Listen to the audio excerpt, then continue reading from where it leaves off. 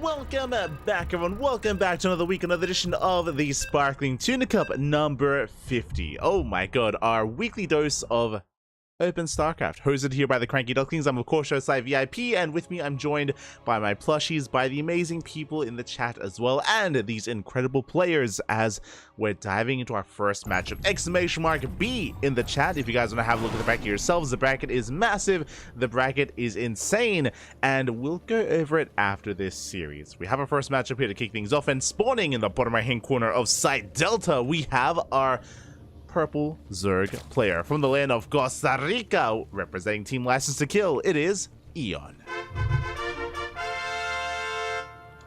And spawning in the top left hand corner, we have as a opponent, we have the orange Protoss player. The orange Protoss, it is F2 Click. I just realized I didn't ask them where they're from. So I'm not fully familiar, but we're diving into this nonetheless, and I'm looking forward to be introduced here to our Protoss player to see how they do perform against a player of the caliber of Eon. Now, based on their race, based on their name, I'm expecting a certain playstyle here out of our Protoss, but we'll see. We'll see what we get into. Likewise, Eon, of course, the cheesiest Zerg player in all of Latino America. He's very aggressive, very cheesy, does come out with a lot of all-ins, so I'm curious to see how Eon approaches his opponent. Coming into this, Eon is going to be coming in as the favorite player, that is true, but at the same time, you don't want to underestimate a player who's called F2 Click. He knows how to play StarCraft, Bobby. He knows. He does know. Meanwhile, everyone, again, I hope you all enjoyed, or I hope you all had a great weekend so far. Again, I do apologize for the delayed start to the event, but the event is now up and running, and it's just great to be back here with another week, another dose of Sparkling Tuna Cup. The caliber of players always looking amazing. We have some returning players. We also have some missing champions, so again, we'll get into it once we wrap this up. For now, it's going to be a Gate Expand. Gate Expand is a Cybercore here from our Protoss player. Nothing too crazy, everything looking as it should. Meanwhile, across the map, Eon is going for a Hatch Gas Pool Opener. Standard start out of Eon. I need to point that out just because, again, Eon is more of, or traditionally more of an aggressive player, historically more of an aggressive player. So for now, things are calming down, but really I'm keeping my eye on his 2-base play, on even his saturation at his would-be third as well, to see how hard Eon commits. Meanwhile, back at home, we have our tech of choice, F2 Click, going for a Stargate opener back at home. Okay, gonna be going Stargate into Oracle, I imagine. So far, everything's looking standard. Everything is looking as it should. Nothing too crazy so far out of our Protoss player either. Everything is, yeah, we're kind of easing our way into the mid-game. No major deviations yet. A little bit surprised by that, but all in all, especially coming into game one, you know, we're easing our way into the tournament here. No reason to really spice things up too much ahead of time. We got plenty of spice later on. Let me tell you, man. Let me tell you. As opposed to just going to be scouting, checking that third base location, confirming that it is going to be taking. Eon going for a hidden Bailey Nest behind the mineral line. This is a 3-minute Bailey Nest, by the way. It's early. It's early. We're going for a Bane Bust. So this is what I spoke about earlier when I was like, Eon, he's usually aggressive. He's usually all in. Not saying he has to go for like a fast pool opener or anything like that. But look at this. He transfers workers from his main base to his natural. Why did he do that? To make it look like he's droning. He's faking out, or trying to fake out saturation, hiding his all-in, making it look like he's saturating when he isn't, and we are amassing Ling Bane as we speak. It's going to be a massive Bane bust. Meanwhile, back at home, F2 Click has no idea what's going on. Now, I know we've been talking a lot about the build of Eon. When it comes to our Protoss player, he now spots some Lings, but that's no big scout yet. Oracle's moving out towards the main base, but there's been no Adept Harass. Because there's been no Adept Harass, there's been no scouting whatsoever out of our Protoss, and here come the Lings. They're going to surround. They're going to surround on one Adept. They shut down the Stalker as well. There's one Adept left, and it's also going to be shut down. F2 Click in a lot of trouble. He's racing back home with the Oracle, and the Oracle should buy some time. As we activate the Pulsar Beam, we can annihilate quite a few of these Lings. Yeah, Lings are going down. Eon, did overextend for a moment there. Did stick around a little bit too long. Backup shield batteries are on the way. Eon, he backs off and shows the Bailings. There they are. Bailings are on the way, and F2 Click does not check. He does not head over with his Oracle. Doesn't know what's going on. As we're still all in, we're still flooding Lings. Behind this, Eon is making a wave of drones. I'm a little bit surprised by the droning here, but we'll see if he even needs it. Second Oracle has arrived. Bailings are rolling on in. Up, they waddle in. Oh, and a late reaction with the Oracle. Yeah, the pylon gets shut down, but we do have shield batteries. We have an overcharge as well. The bathing does that need in the mineral line. A lot of probes get shut down there, or a lot of probes get softened up. Gateway falls, and it looks like we will clean up these lings. F2 click will hold. We do hold on. We're getting into Glaveness behind this interesting transition here from our Protoss player. We have 3 gateways on the low ground. Yeah, it's going to be 3 gates, to be 4 gate Glaves. Meanwhile, Eon is droning. Eon has been happily droning, this time actually saturating his 2 bases, working towards a gas geyser, eventually a lair as well. He has lings on the field, and he's going for a second Bane bust. I assumed he was just going to make lings just to contain, just to force F2 click to stay on 2 bases, but no, that is not the case. Meanwhile, F2, yeah, he does fully wall off with gateways, stasis trap as well. There's no breaking into this. It's not happening. It shouldn't be happening. And the banelings once again, stasis trap is, oh my god, is baited out. Ooh, and we bust through the gateway, but again, with all this Sim City, with the shield batteries, with the adepts, we hold. Do hold on. Eon has to back off behind this. Thankfully, Roach Warren's on the way. Thankfully, we're not going Ling Bane into Hydra, for example. We're droning up a little bit into 35 workers. That is still a very low drone count. You can see that Eon, he's just now surpassing the worker count of his opponent. Ay, ay, ay. As F2 click is amassing his own adepts. Glaves is done, but he has yet to leave. I don't blame him. I mean, we can't really... I would say we can push into this, actually. It's only lings. Soon to be with banelings, though. Meanwhile, that's a massive gateway explosion. Ooh, I'm not so sure if I'm fond of this. So this is a 2-base all-in, clearly. But that's going to be 10 gateways. And I'll be honest, you don't have the gas to be able to afford 10 adepts at a time. Like, this is not... we don't have the economy for this. For a charge all-in, that's a different story. There it is. Charge is now on the way. This charge is a little bit late, unfortunately. We did need to prioritize this sooner. But that makes more sense. So it's going to be a 2-base, 10-gate charge all-in.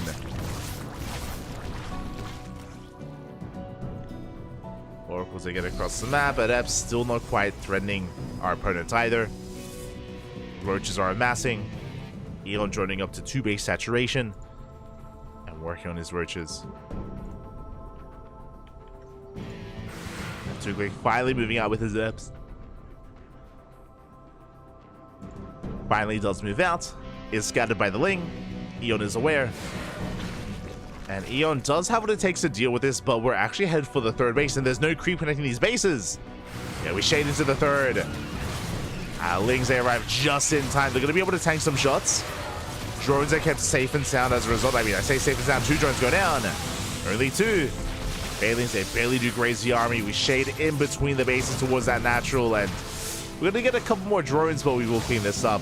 5 worker kills for how many adepts? 13.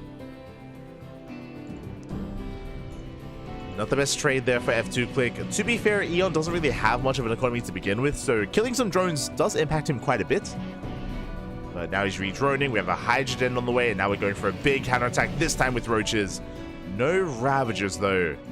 Roach is a handful of Banelings. Immortal production still not fully underway. And they're making 1 Immortal at a time. And the first one is about to pop out.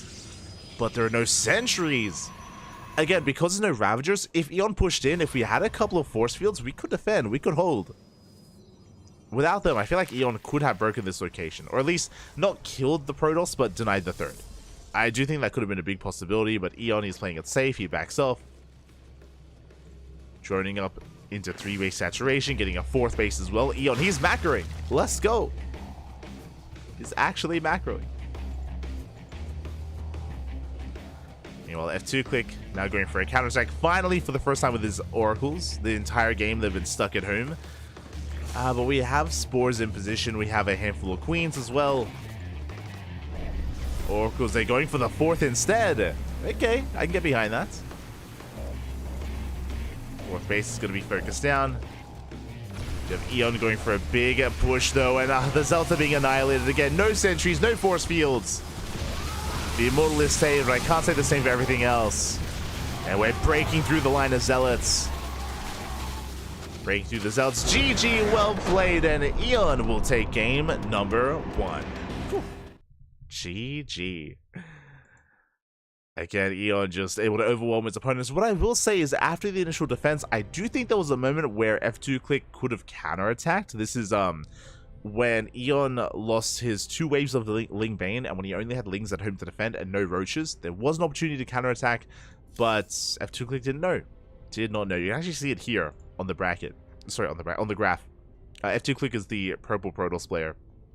The purple line, and you can see the moment where the Ling Bane was thrown away and where F2 Click maybe had a moment to push, but he stayed back at home. He was a little bit too scared, a little bit too tentative, and as a result, Eon was able to stabilize, able to recover. GG. GG, well played. With that, Eon takes game number 1. Looks like we're switching over to the European server for game number 2. Okay.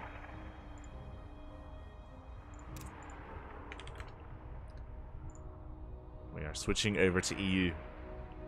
And we'll see if F2 Click can recover. Also, I need to quickly double check this now. Where is F2 Click from? I'm unfamiliar with them as a player.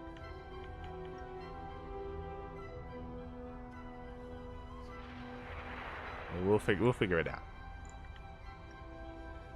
We will figure it out, but I guess from a European country.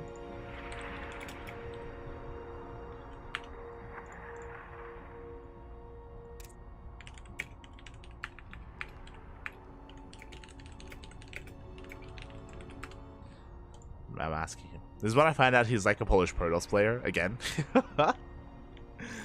We can't get away with them. We can't get away from them even. They're everywhere.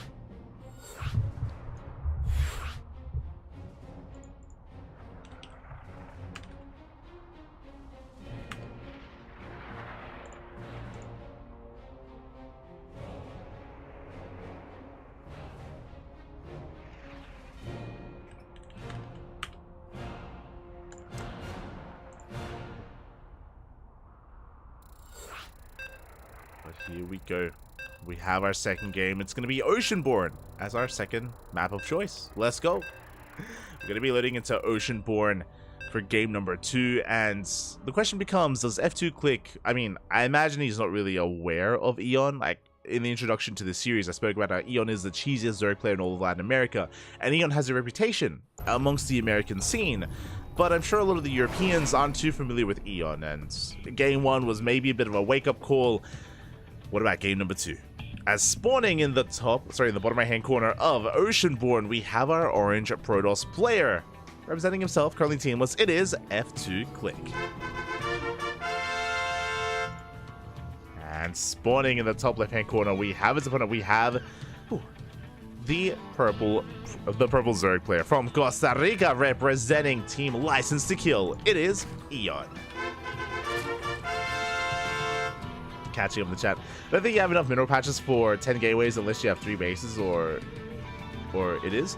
I think on 2 bases with a charge all in. No, yeah. For 10 gates you need 3 bases, 100%, 100%. So I was a little bit perplexed. I mean, with Zealots you can still squeeze out a little bit more, but than you otherwise usually would. I think you can maybe go up to 6, maybe. Could you 8 gate all in on 2 bases with charge? I know you can do 5. I know that much. Sorry, I know you can do 6. Yeah, obviously. You can do 6 gates. 8, I think you're pushing it. But for now, pull first. Here we go. We have a pull first here from Eon. So we do decide to shake things up a little bit here in the early game. Going pool, hatch, pool, gas, followed by the hatchery. Interesting. Now with this is going to be a bit of a safer opener. I say safer because we have a queen on the way, we have a handful of lings, but you can see that we're not flooding lings across the map. Only 2 lings, so if there was like a proxy or a cannon rush, then Eon would be well prepared against it. He would shut it down. So in case F2 Click decide to cheese things up himself, then Eon would be in a better position to shut it down. As F2 is just going for a gate expand into Cybercore.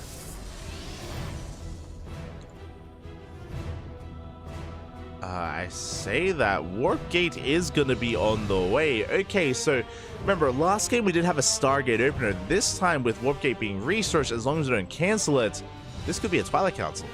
or even a robo. I'm feeling at Twilight Council here we go. Lings, they do try to slip in. They do get eyes on the building upgrade or the researching upgrade.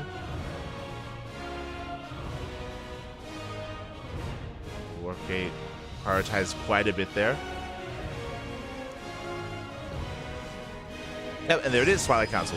Okay, so usually if you go for a Stargate opening, you cancel. You cancel this Warp Gate to be able to afford a faster Stargate, which is what we saw in Game 1. Here, Eon confirmed that there was no cancellation of this upgrade, so he should be aware of the potential of a Twilight Council opener.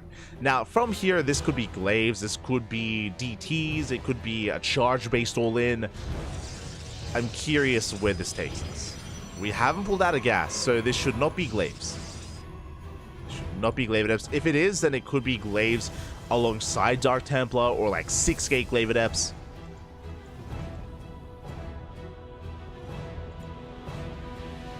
DTs. Let's go. Show us the Dark Shrine. And there it is. A Dark Shrine has been thrown down. We have our build of choice here from F2 Quick, and it's on Eon to piece it all together. For now, he has an Overlord outside the bases. He's getting his third base. He's getting some safety spore crawlers in between his mineral lines. So far, so good. In a couple of seconds, we should be seeing a Roach Warren. What I will say is that these spores are really fast, actually. These are really early spore crawlers, to the point where they're a little bit unnecessary. You can see here the spores are finishing, and the Dark Shrine is not even halfway done. So a little bit inefficient here from Eon, but he's playing safe. Oh, going for a fast lair? Sorry, I didn't even notice that. Insanely fast lair here from Eon. Now, with a fast lair, this could be a Ling Queen Nidus all-in. We have taken 3 gases. No, it's going to be Ling Hydra. Okay. Yeah, 3 gases have been taken, so we're going for we're going for a bit of a Mio Micah build. We're rushing into Ling Hydra. Who do I favor? I think for the first Archon drop, for the DT push and the Archon drop, I want to favor F2. I think there's a lot of potential here. There is detection, mobile detection with the fast lair, bear that in mind, so the DTs shouldn't get much done. DTs are waddling in, but I do like the idea of Archon Harass after this, if we save that our Templar. DTs are waddling in. They head for that hatchery. And yeah, we have mobile detection, we do shut this down, we force it back into the main, and we're going for some drone kills. Ling's having a hard time keeping up. Ooh, the Prism taking a lot of hits. Oh my god, the Prism getting so low. F2 Click playing with fire there, forced to recall back home, and that will delay the Archon Harass, and that means that Eon is going to be able to stabilize here on his 3-base setup. I say that he's still only on 38 drones, he still barely has saturated his bases. He's on just under 2-base saturation. He does rush into these Hydras, which will keep him safe against the Warp Prism, true. And now is the time to drone. Meanwhile, ooh, this is a 2-base all-in.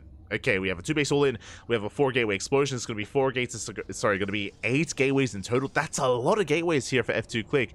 I do see that he throws down a pylon, but usually instead of expanding here, like we've chosen to throw down all these gateways, you wouldn't do both. Otherwise, we're just delaying our third for so long. So this should be a 2-base all-in, 8 gates in total. Going for charge, immortals, sentries. I'm loving the sentries. The bonus here, the added benefit of these sentries in this situation is that Eon has no Ravagers. There are no Ravagers, there's no way to deal with those force fields. Force fields are going to be king in a head-on engagement, but before that happens, it looks like it's only a sentry army. And here comes the Ling Hydra, here comes the all-in from Eon. Cutting workers at 2 bases. Pushes out across the map, denies the third. I mean, there wasn't going to be one. We take down the Cyber Core. Now, thankfully, we're only warping in Zealots anyway. But now we're going for the gateways. In good position here with these Hydras. Shutting down 2 gateways. It's pretty huge, especially with an all-in. We had 8 gates, now we're going down to 6. Here we go, we do try to dive on forward. The force fields are thrown down, not ideal. But the Hydras are exposed, we have to back off. Oh, we had some okay force fields. We catch 2 more Hydras. Eon has to retreat. Here we go, F2 is pushing. Eon, he could try to turn around and snipe the Prism, but okay, we do hold on. We do pull back. There we go, warping in 6 zealots at a time. 2 more gateways on the way to make 8 in total. Eon has been amassing Ling Hydra. It dives on the zealots already.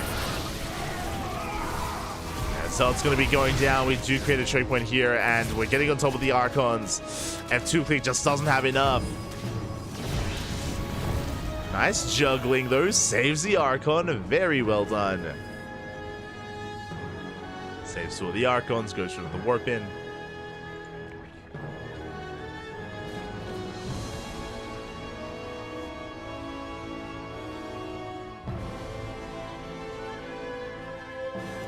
Too quick. Looks like, yeah, he's just waiting for another round of reinforcements here. Looks like more Archons this time. The Archons are on the way. And I need to favor the army a little bit here for F2 click. That's a lot of Archons against Ling Hydra.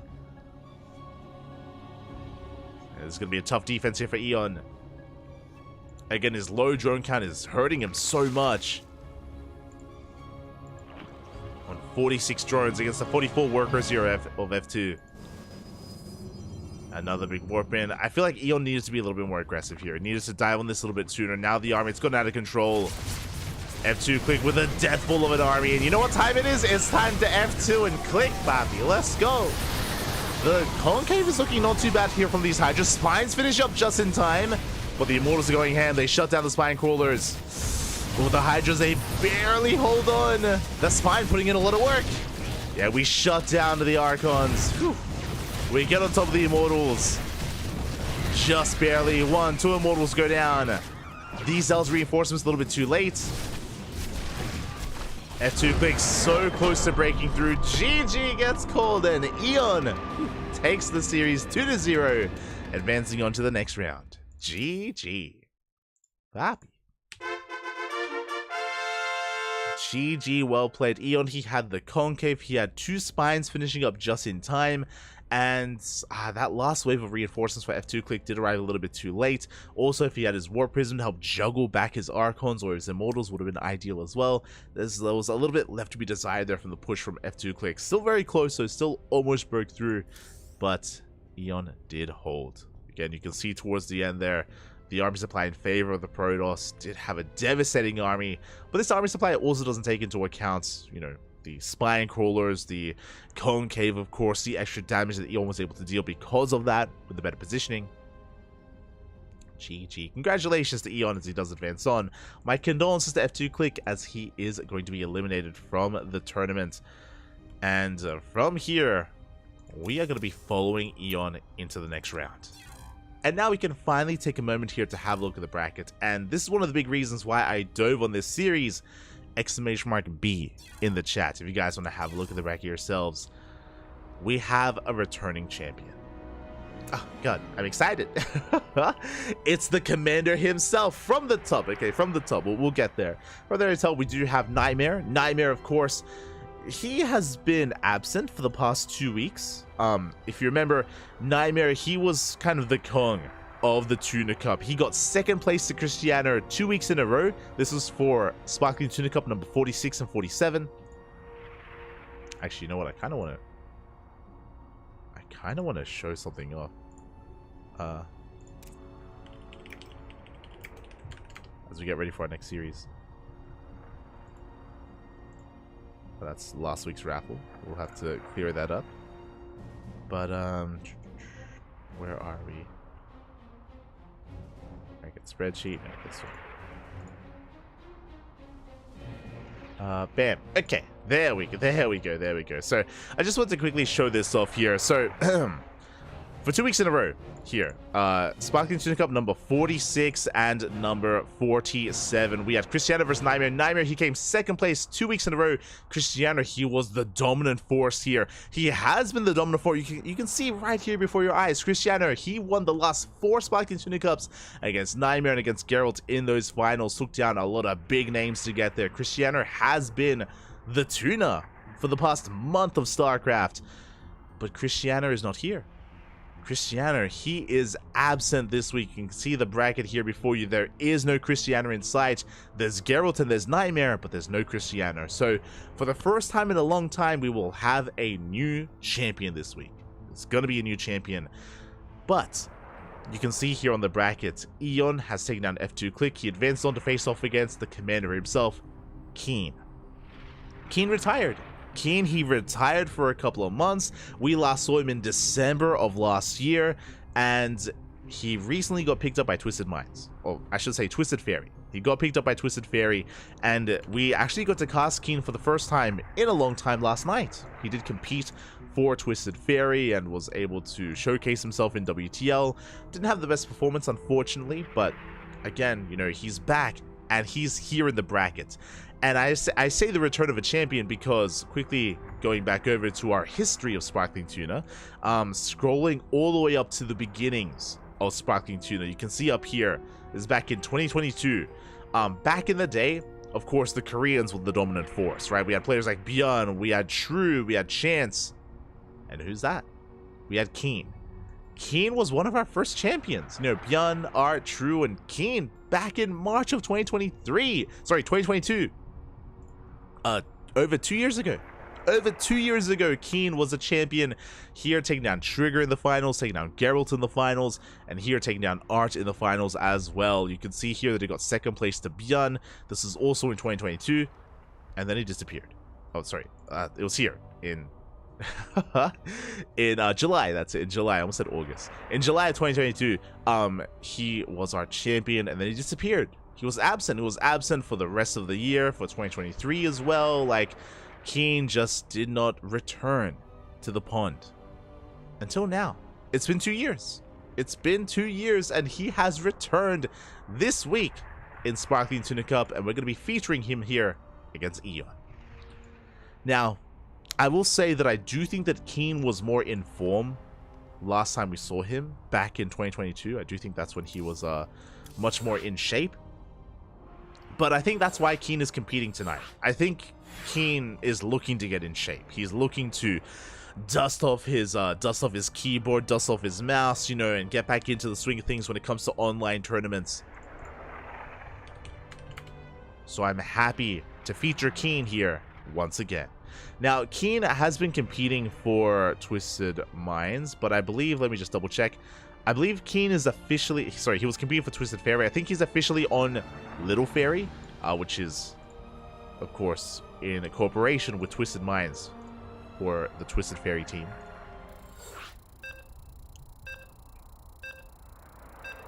Here we go. Vetoes are done. We're getting into game number 1. Just catching up with the chat. Hello, Wormstick. Hello, Shema, papi Shema. Hello, Easy Phil. ¿Qué tal? ¿Cómo estás? Nino Madios. Bienvenidos. Welcome, everyone. I also see who else in chat. See Kenny Tenny. Hello. Hello. Sneak Josh. Pecoeta. Ga, papi ga. Pecoeta. Aistan as well. Jadolf, I saw in the chat at the start of the broadcast. Muppet as well. Hope you've all been doing well as we're diving into our second series of the night. Spawning in the bottom left-hand corner of a Crimson Court, we have our Costa Rican Zerg player, the purple Zerg representing Team License to Kill. It is Eon, the cheesiest Zerg player in all of Latin America. And spawning in the top right-hand corner, we have his opponent. We have the red Protoss, sorry, the red Terran player from the land of South Korea, reprising his role here in the Tuna Cup after many, many years of being on hiatus. It's great to have him back. The return of the king, the return of the commander even. Representing Team Little Fairy, it is Keen. Commander Keen himself. Let's go, man. Let's go. Keen going for a standard opener, going for a Rax expand. Meanwhile, Eon back at home going for a pool first. Interesting choice with the spawning pool timing. We don't often see pool first here in this matchup. For our opponent to be overly aggressive is not really too common. So I'm curious where this takes us. I'm curious where this goes. It's going to be a pool hatch gas opener here out of Eon. And again, Eon has a lot of builds up his sleeve. He's got a lot of different builds, a lot of different openers, a lot of different all-ins. I'm ready. I'm ready for it. I am ready for it. As we are going to be prioritizing that gas, we do pull in. 6 lings have arrived. Okay, this time we commit. This time we commit a little bit harder. The goal of these 6 lings is to bypass the Reaper. Is to get past this Reaper, sneak on past, and go for the CC on the low ground. Force a delay on the CC. Force the Reaper back home and try and disrupt the economy of Keen. You can see lings moving out. Reaper is going to run into them though. Up! Oh, yeah, Reaper does run into lings. Looks like the first ling almost goes down. So far, so good. But again, Eon has been spotted. Yeah, he has to pull back. And good control out of Keen. He does focus on one of those things. Does focus on the second ling as well. And can we even delay the CC? We go for the building worker and up! We can barely get it. Barely cannot even, as we get every single ling. And they all go down. Keen does defend beautifully here. And again, it was so unfortunate that Eon happened to go in the same attack path as the Reaper. Like, that was the worst case scenario for Eon, and suddenly Eon is behind. Those 6 lings, they could have been 3 drones. We could have had a better economy back at home. Alas, we invested quite heavily early on into this ling aggression, and it did nothing.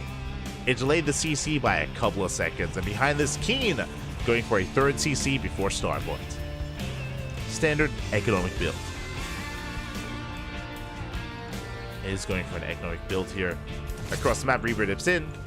Add-on complete. Wing speed is on the way. Reaper will rotate around, and we're looking for the 3rd base. The 3rd that doesn't exist, not yet, as it's thrown down at the center location. Keen will eventually come across it. Is checking the mineral line, checking the wall of gold minerals, making sure we haven't expanded at any kind of weird location. Good movement here out of Keen. Doesn't manage to get behind the mineral line. He's looking for a Roach Warren, looking for a fast lair, looking for any sign of an all-in, any additional gases as well. Speaking of, as soon as the Reaper leaves, 2 gases have been taken. As soon as the Reaper leaves, Roach Warren gets thrown down. Okay, Eon, we're popping off. This was around a 350, 345 Roach Warren timing. I'll say 350. So early Roach Warren, fast gases, and Keen is in the dark for now. But now he's arrived, not alone, but with some Hellions. We have Hellion Reaper here on the front lines. We have a Banshee behind this into Cloak. And we're diving in. Yeah, we dive past the workers. Sorry, past the Queens. We try to. Eon's in position, takes down a Reaper. Eon, he does deny the scouts, as Keen did not see the gases and did not see the Roach Warren. Not yet. More Hellions are arriving. How many Queens do we have? Only 3. Ooh, it's a low Queen count. Hellions once again diving in. Lings, ooh, good positioning here from Eon. Gets 2 Hellion kills. Gets 2 Hellions, forced to back off. Banshee's on the way.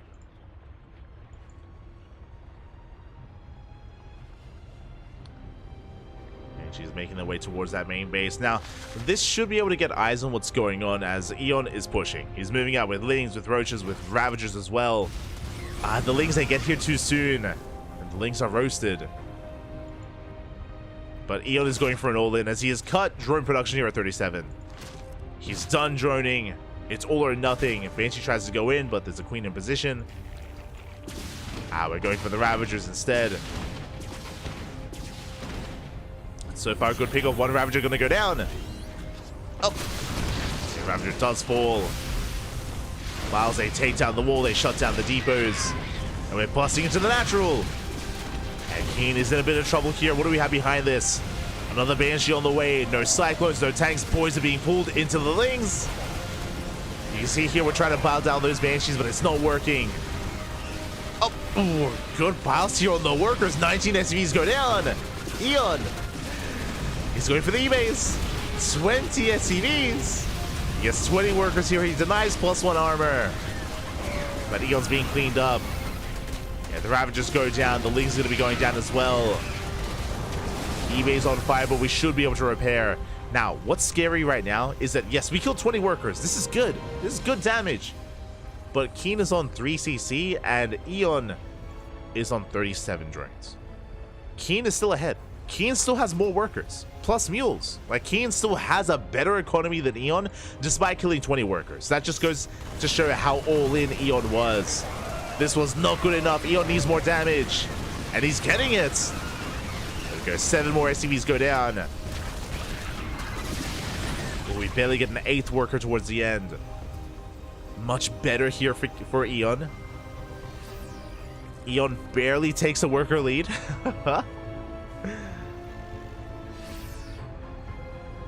But Keen isn't done, because here comes the counterattack. We have 3 Banshees moving out.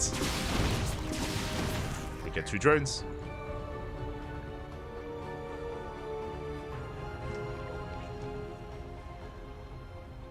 We get 2 workers, and here comes the rest of the army looking at the upgrades. Stim is done.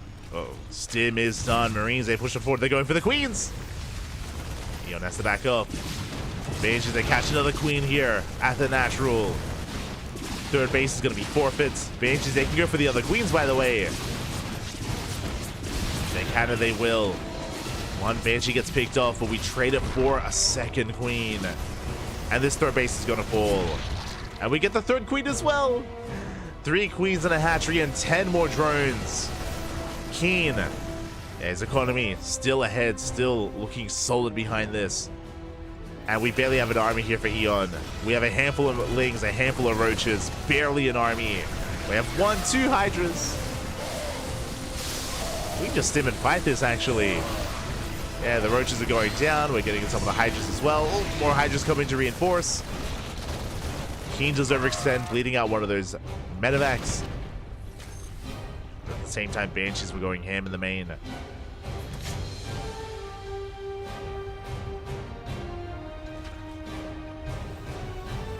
And Keen is running away with this. Again, it was a decent all-in here out of Eon, and he almost broke Keen. Almost. But it still just was not enough damage. Keen weathered the storm. And now Keen, he's just building up an army to work with before pushing out across the map. Keen up in army supply, up in economy, up in workers, up in bases. Eon trying to retake his 3rd. Keen catching a roach.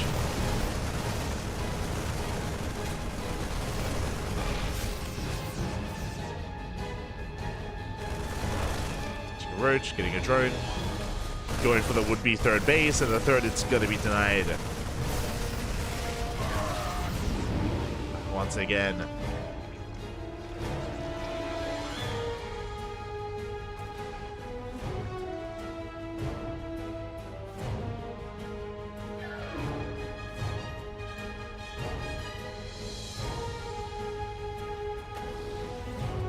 And I mean, at least Eon, he's holding on. You know, he has Hydras. He has an amount of Hydras with Roaches. We've got 1-1 upgrades. We have Hydra speed. We have Hydra range. But the reality is that here comes Keen. And this time, he's not just pushing out with a handful of Marines. This time, he's pushing out with an army. We have 3 tanks. 3 tanks behind this. They're sieging on up. They're forcing Eon back. He cannot engage. Not into tank fire.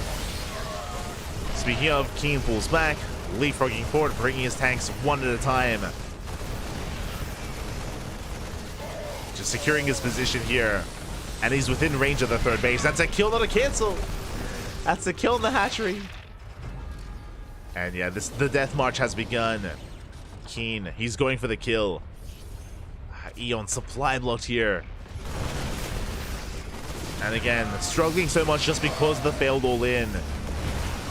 Recovering from it was so difficult. Almost did, but yeah, Keen has just been so in his face in the aftermath of it. GG gets called. Keen takes game number 1. Whew. GG. Should say Eon taps out. And I would not be surprised if Eon was a little bit frustrated after that game, because again, he came so close to breaking Keen. He did a lot of damage, right? He did a lot of damage. He did cripple the economy of Keen, but the reality was that Keen still, like, he still just had a better economy than his opponent, even despite it being crippled. Like, it was crazy. It was insane. GG, well played. Whew. And with that, we're now getting into game number 2. No one of us. Let's go. know, these guys are insanely good, but you don't really know how until you 1v1 one of them yourself.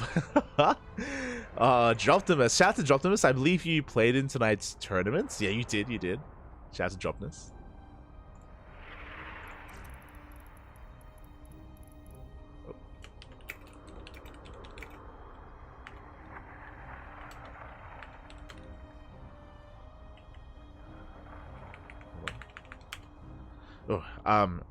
Yeah, just quickly checking the bracket here. It looks like Rebellion went up against Droptimus in the first round. Rebellion, of course, he is a Korean Protoss player, has been around for a very, very long time. I would say he's a bit of a veteran, especially of the online tournament scene. So I hope you enjoyed yourself, Droptimus. Hope you enjoyed your experience. And what I love about this, I mean, a big shout out to all the amateur players that competed here tonight. You know, yes, there are pro players here in this tournament, that is true, but there are also, you know, players that are a little bit lesser than that, you know, diamond players, masters players, even low GM, but we always champion, even platinum and gold, and we always champion having players from the community, you know, take part in this, and it's always a lot of fun. I used to do the same thing back in the day. Back in 2016, back in 2015, and 2014, back in Alima League, I used to always compete on a weekly basis. I remember actually playing against Keen. Back then, I played against Keen. I'll always remember that I forced a bit of a crazy base trade with Keen. I'll always remember that. God, what map was it? I can't remember the map, but it was early Legacy of the Void. Early Legacy of the Void. I do remember that at least. I remember playing a lot against Keen. I remember playing against Keen. I remember playing against Innovation, against Ryung. A lot of Terran players, actually. A lot of Terrans back then. Always a lot of good fun. Just to be able to compete against, you know, people that you're fans of. People that you're fans of, that you look up to. It's always a great time. People that you only see, you know, from a distance. And of course, you can learn from that experience as well. As we are settling into game number 2. Just a bit of a break in between game 1 and game 2. Apparently, Eon, yeah, just needed a moment there. But we're getting into game number 2. And spawning in the bottom right-hand corner of Side Delta, we have our Costa Rican Zerg player. The purple Zerg representing Team License to Kill LDK. Down in this series, he has to fight back here and now to force that ace match. It is Eon.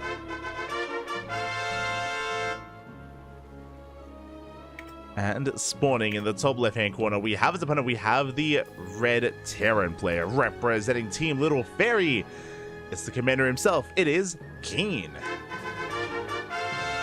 Leading the series 1-0. Catch him in the chat. No GG? No GG. No GG. It's amazing that Keen still plays. He was playing GSLs all the way back in 2011. Yeah, Keen is one of the OGs from way back when. Been competing for a very long time. I mentioned before that Keen, he did retire. He did retire for a time. I think Keen has done his military service. Let me just double check that. Yes. So Keen, he has already done his military service as well. He did since return, and he was semi-active. And yeah, it's great to see Keen active once again. Big fan of Keen.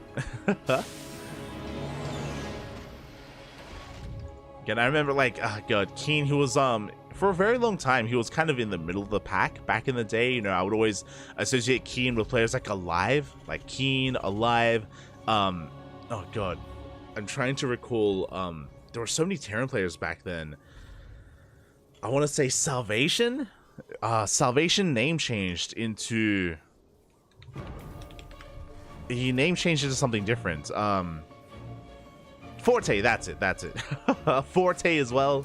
I was a big Forte fan. Not gonna lie, I loved Forte. I just looked him up on Wikipedia. The memories flooding back. But yeah, Keenan's been around for a very long time. Of course, there were moments where he was peaking in his career. At times was one of the best. And still active here in StarCraft after many, many years. Oh, behind this is going to be a Rack expand into a 3rd CC once again. Same build here from Keen, 3 CC before starport. Meanwhile, Eon going hatch gas pool into a 3rd base. This time, a little bit less craziness out of Eon. 1 drone to get picked off. Good pick off here from Keen, but not much more than that. I see in the chat. I haven't seen Keen in an Eon. It's the chicken man, El Pollo Loco himself, papi. Oh my god. It's the chicken man. You go back to bed. Awful, papi. Awful.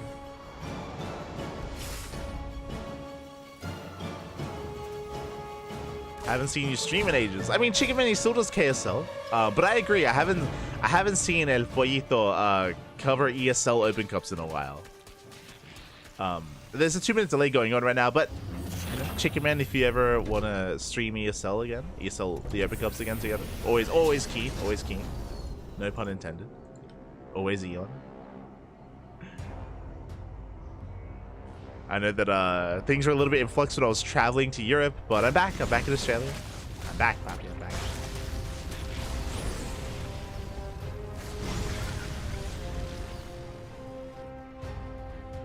As we see Eon going into a faster Bailey nest here, rushing into his lair. Behind this, 4-minute lair here from Eon. Interesting. Once again, a very aggressive build.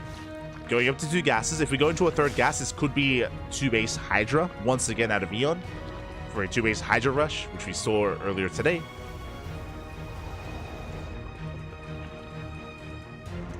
But again, the fast Bailey nest is interesting here from our Zerg player.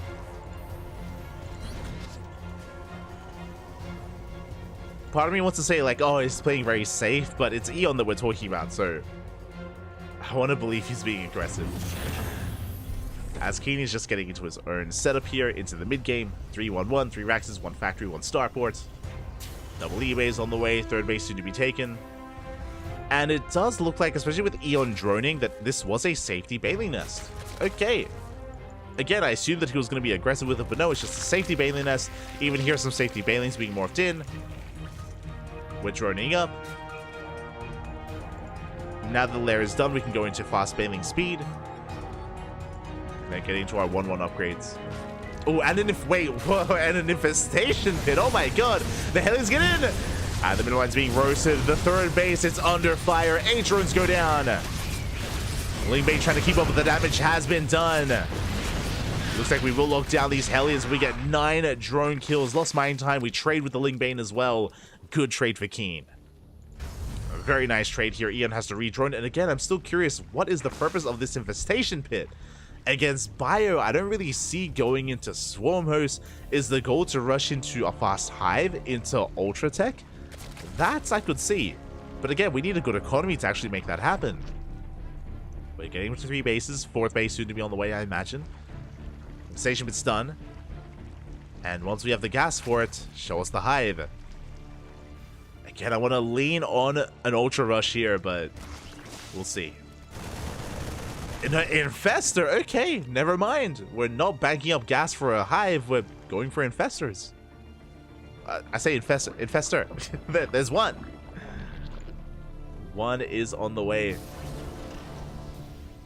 Okay. Okay, Bobby, okay. Eon, he's cooking. How good is this food? We're gonna find out. We're gonna... I mean, we're gonna have a fungal. We're gonna have a fungal available, and 1 juicy fungal will shut this down. Will 100% shut this down. There we go. Hive is on the way. That's what I expected more of. Hive for Ultra Tech. Tanks getting in position. Getting within range here of the 3rd. Bio pushing forward. Going to be clearing up some of this creep. And Eon, can we deal with this? Infestor getting in position from behind. Oh, the tank shots don't quite go off. Goes back to Bio. And we do manage to get a fungal. We graze some of the Marines, but okay, there's just not enough on the ground. Not enough Lingbane. Keen, he breaks through, gets into the mineral line. And before we can even talk about the Hive and what could come out of it, the army's here and we're breaking in. We're breaking Eon. Just doesn't have enough. The Lingbane crumbled before the army of Keen.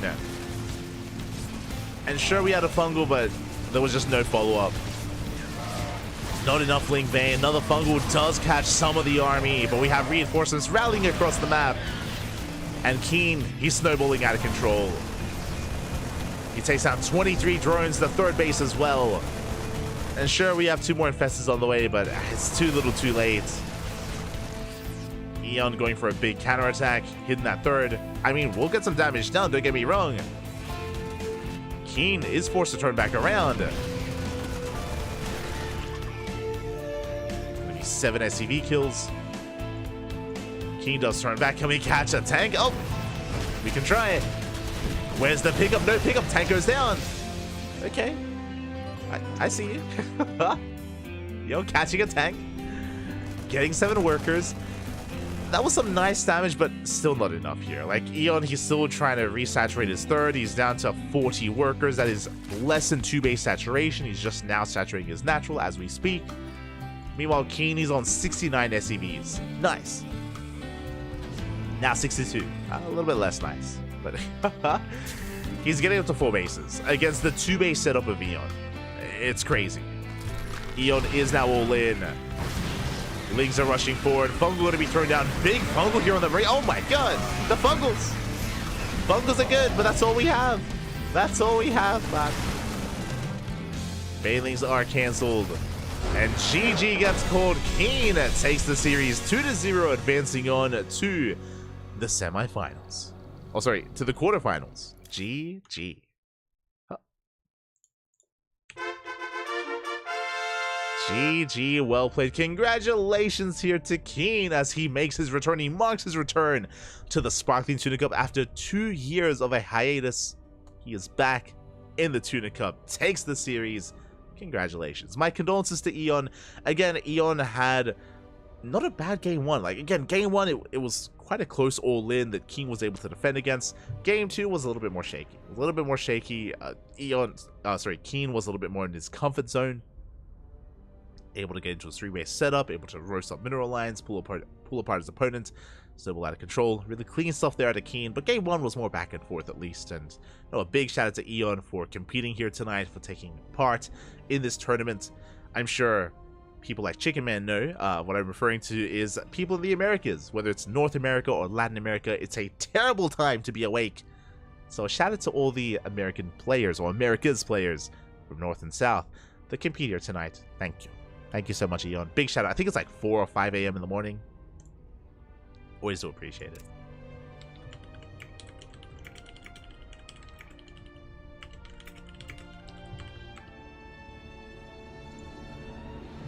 GG, and now we can have a look and catch up on the brackets.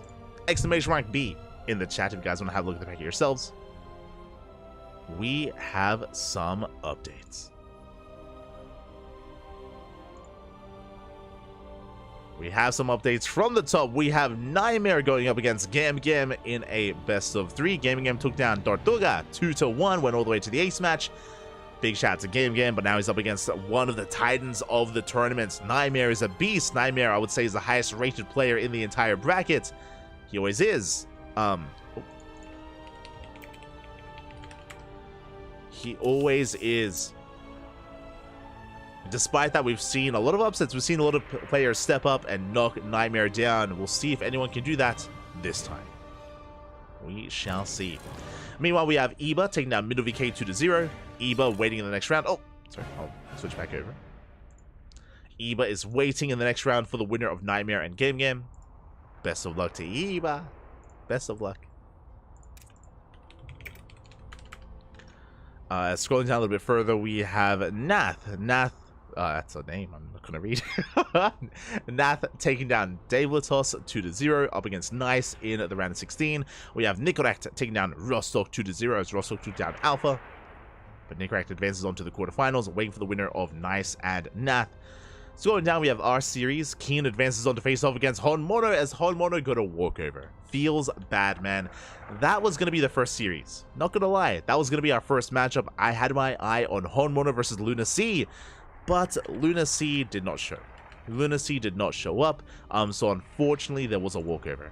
Unfortunately, I would have loved to have casted that. That would have been a rematch from last week, as last week they went all the way to Game 3. Luna C, for those who don't know, is a Korean Protoss player. Very aggressive, and it would have been a blast of a series.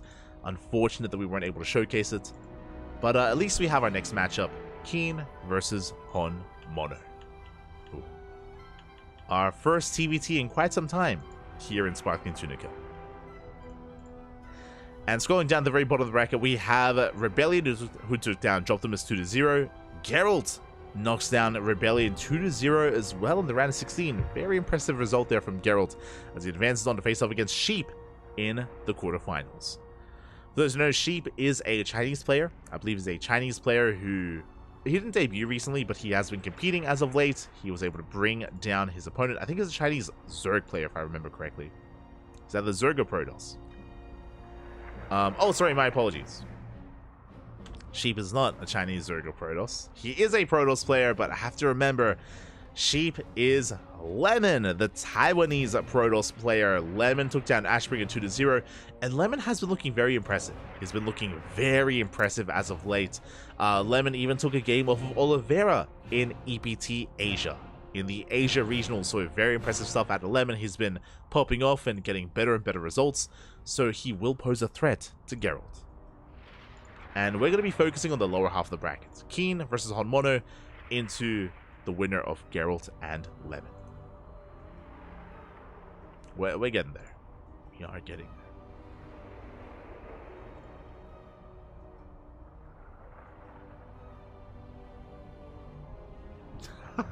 Catching up in the chat.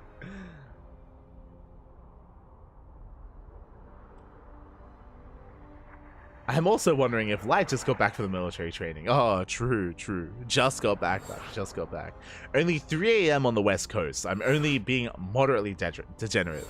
That's pretty degen, Poppy. That's pretty degen. That's get some rest, Poppy. Get some rest. Oh my god. Only 3 a.m. Copium. To be fair, I'm going to be casting until like 3 a.m. tonight as well. Till 1 a.m. With WTL right around the corner. How recently did he come back? He came back like in 2021. He came back a while ago from the military. So he's been back from the military for quite some time.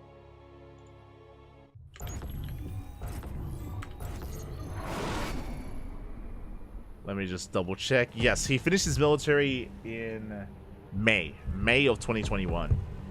And that's when he joined the Kwangdong Freaks. That's when he was competing in WTL. And then he did retire for some time, or he did like take a break, and then he came back this week. Came back this week after a long hiatus.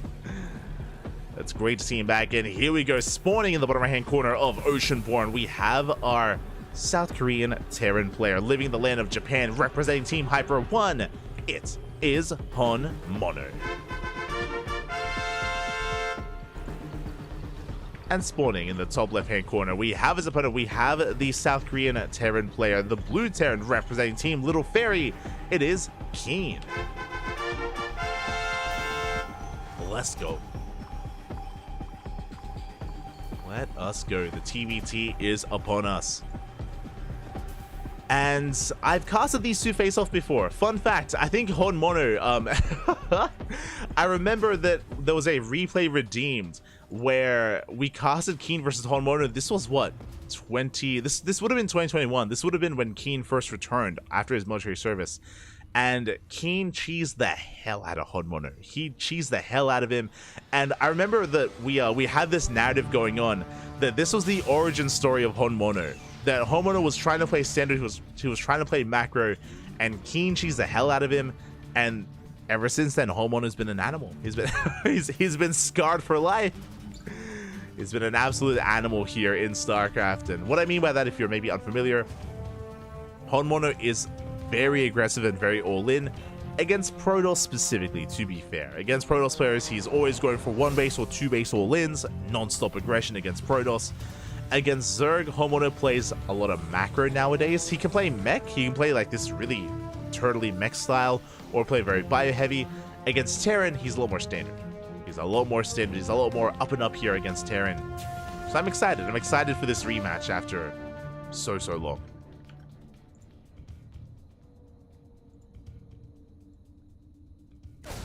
So long as Homeowner does get across the map with that Reaper.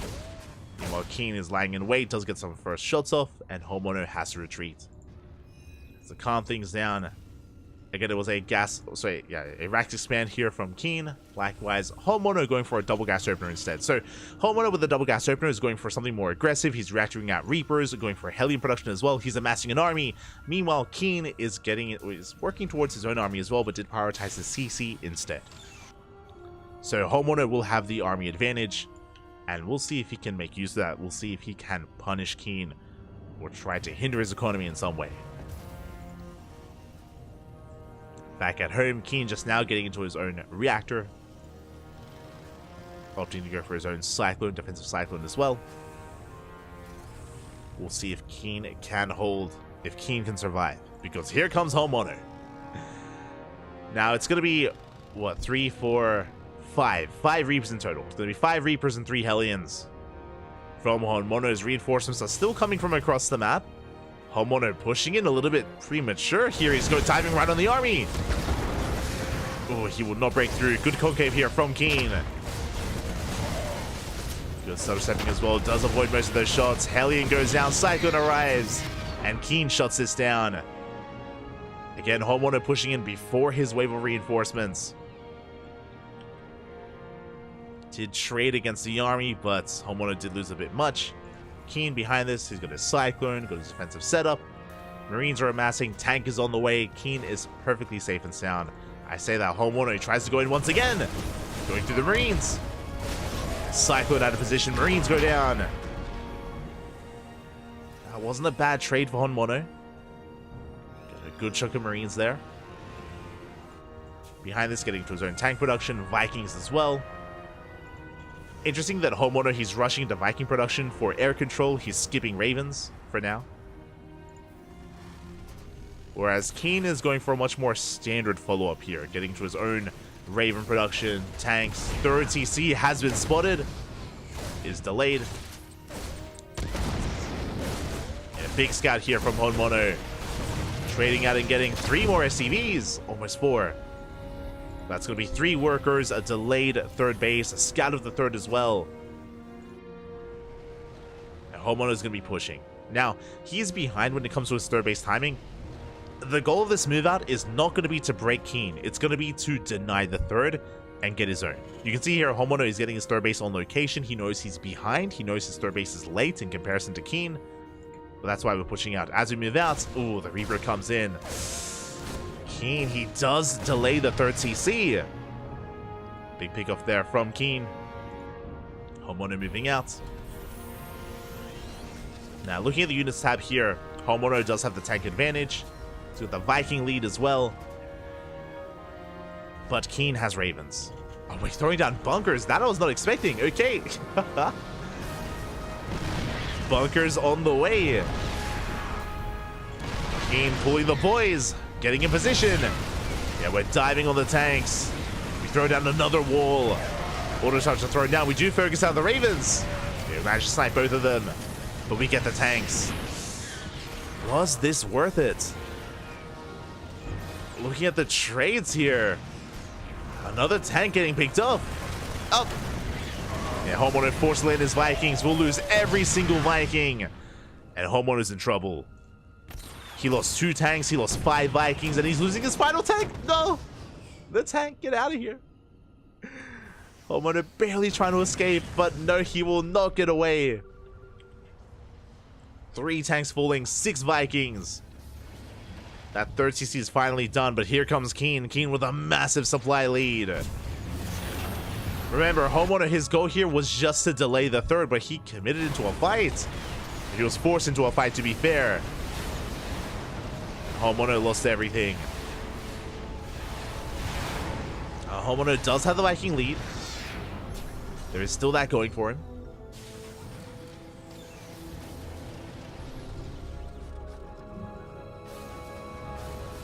Blaming Keen for turning Hung macro into a degen.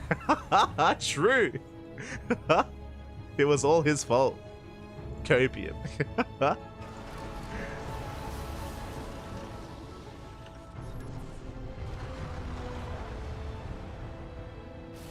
Do you see Homono trying to break out again with that air control? He is trying to outrange Keen. Trying to sneak up on him. Also, I'm looking up the date of that Keen Homono game.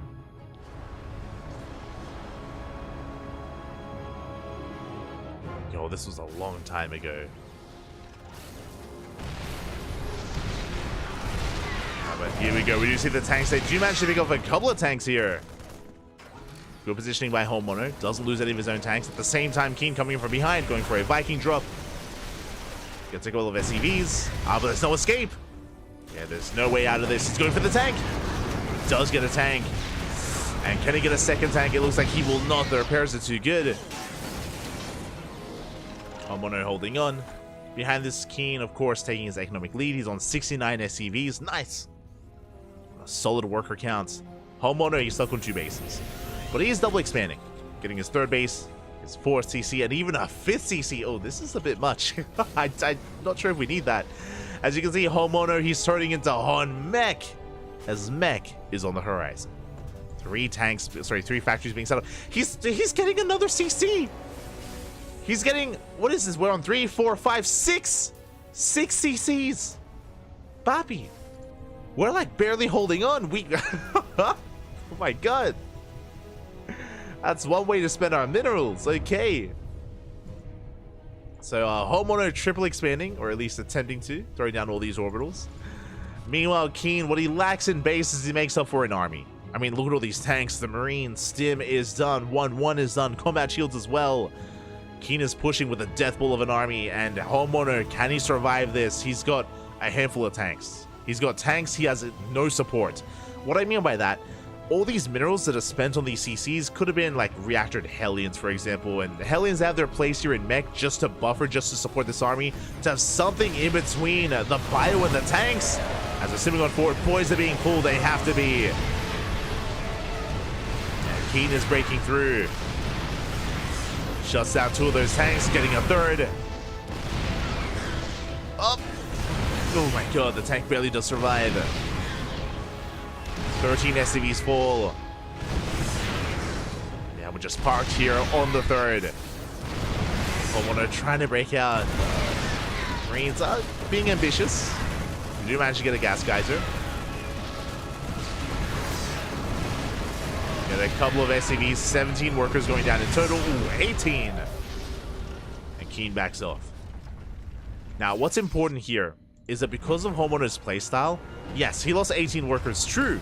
Did lose a lot of SCVs, but he has so many mules. So many mules available, and he can make so many SCVs at a time as well. Or 6 at a time. Did I say 6? 7 at a time. That's a 7th orbital on the way. I mean, this one might be a planetary. Like, again, when Homemono plays mech, whether it's against Zerg or even against Terran, we turtle up hard. You can see it's just tank, turret, liberator, planetary. We are walling up as hard as we can. But Keen rocks up and there's not enough here in position. Homemono, he's fortified at his 3rd, but his natural is exposed. Keen dropping into the main base. He finds a way in. We do have a couple of tanks, but again, they're being focused down.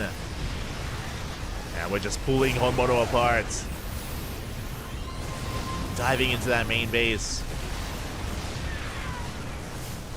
Getting 18 more SCVs. We deny the main. We camp the production. And at the same time, Keen moving out with the rest of his force once again towards the 3rd. And Homemono not quite ready for this. I mean, he's got a concave of tanks, true. Keen looking for another way in. Does stim forward. Gets 1 tank, gets a 2nd. Then we get a 3rd. And 3 tanks go down. Just 3. Not quite able to drop in. Now again, the win condition for Homono is to just stabilize. Is to somehow just turtle up, stabilize here on these 3 bases, and eventually take a 4th. But Keen's doing a great job here at picking off those tanks, making sure the tank count stays low. Hasn't doing a great job. 3-3s on the way, plus 2 vehicle weapons as well. Homono has 0 upgrades. Yeah, we stim in once again. We get 2, we get 3, we get 4 more tanks.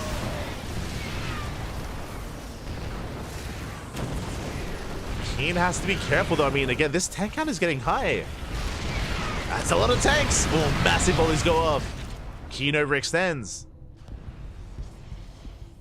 When it comes to the army supplies here, they're actually quite even, or quite close. Army supplies are quite close. Homono does have a more efficient army. True. Again, he's been pumping out 3 tanks at a time. Vikings as well. And, I mean, Homono, he's hoping that Keen does overextend. Also, I was curious if this base was going to be a planetary. No, we're expanding. It's going to be the 4th.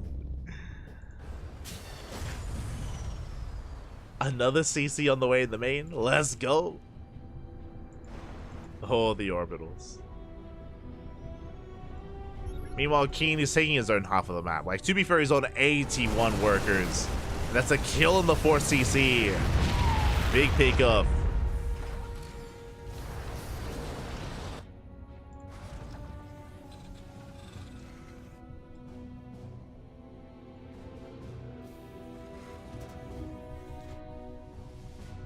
Again, Keen doing a great job here at least containing Homono. But he needs to do more than just contain, especially against a mech-based army like this. You see Keen coming in from every single angle, trying to go for a surround. Flanking on these tanks, shuts down the Liberators as well. Big engage here from Keen. Gets almost every single tank. GG gets called, Keen breaks through, and Keen takes game number 1. GG. Oh, GG, well played.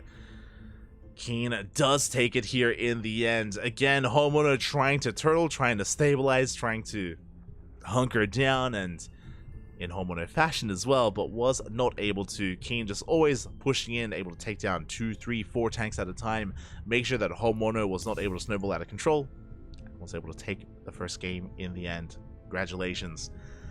Whew. And I was actually just quickly checking that replay that we casted from Homono and Keen. When was this?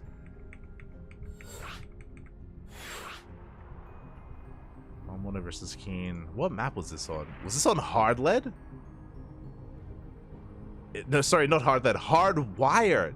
Jesus. What map was Hardwire in?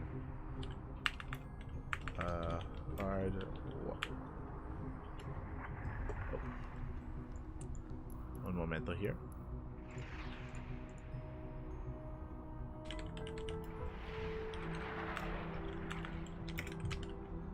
GLH. Hardwire. Was this 2021? Hardwire. Wikipedia.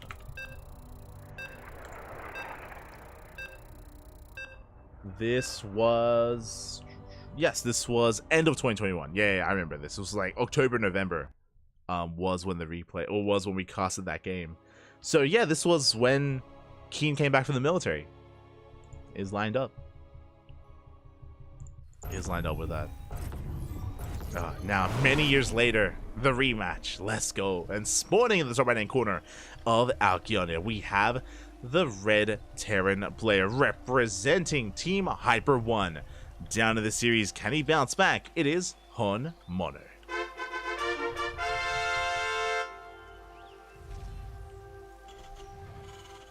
And spawning in the bottom left-hand corner, we have the South Korean Terran player leading the series 1-0, returning from his break. He's back after a long hiatus here in Sparkling Tuna Cup. It is Keen for Little Fairy.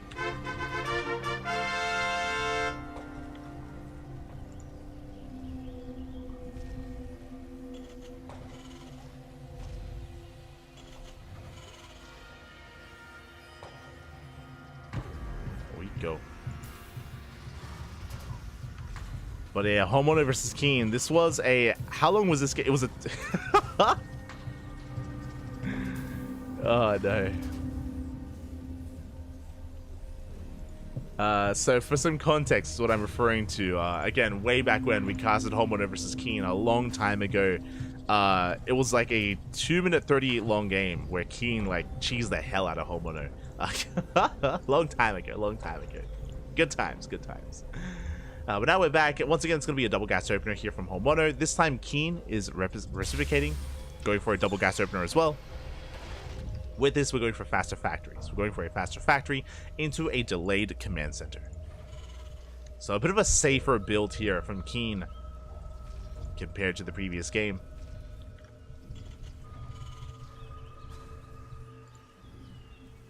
As we are settling into game number 2. Just catching up with the chat.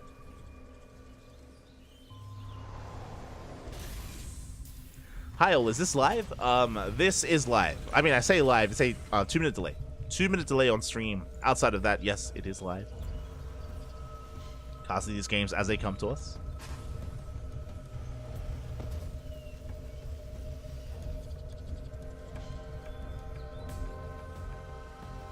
Villain origin story, exactly. It was. It was his villain origin story. It is how Homeowner became the Joker. He beat Oliveira in a series like 3 weeks ago in KSL. Was shocking. Yeah, exactly. I remember that as well. That was pre EPT Asia Regionals, if I remember correctly. That was like just before that occurred as well.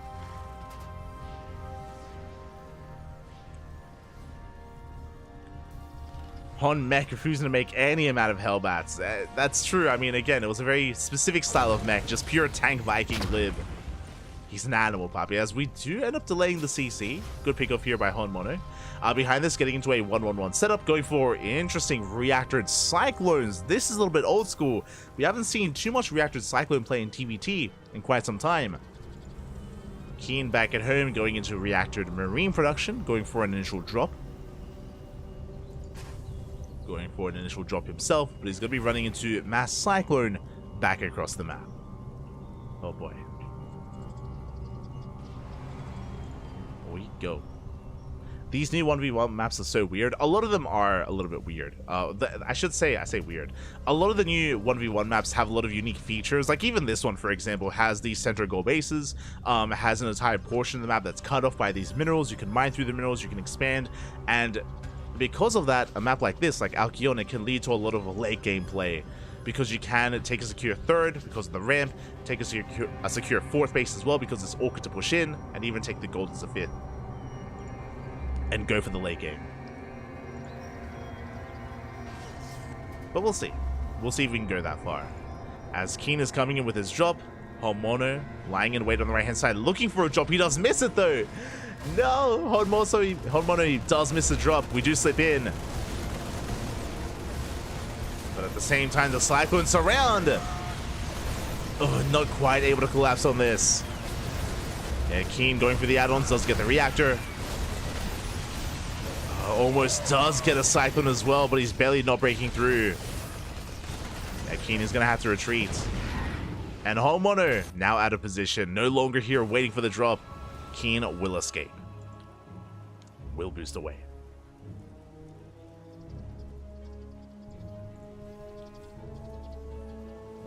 Behind this, Homono going for his third TC. Likewise, so is Keen at pretty similar timings.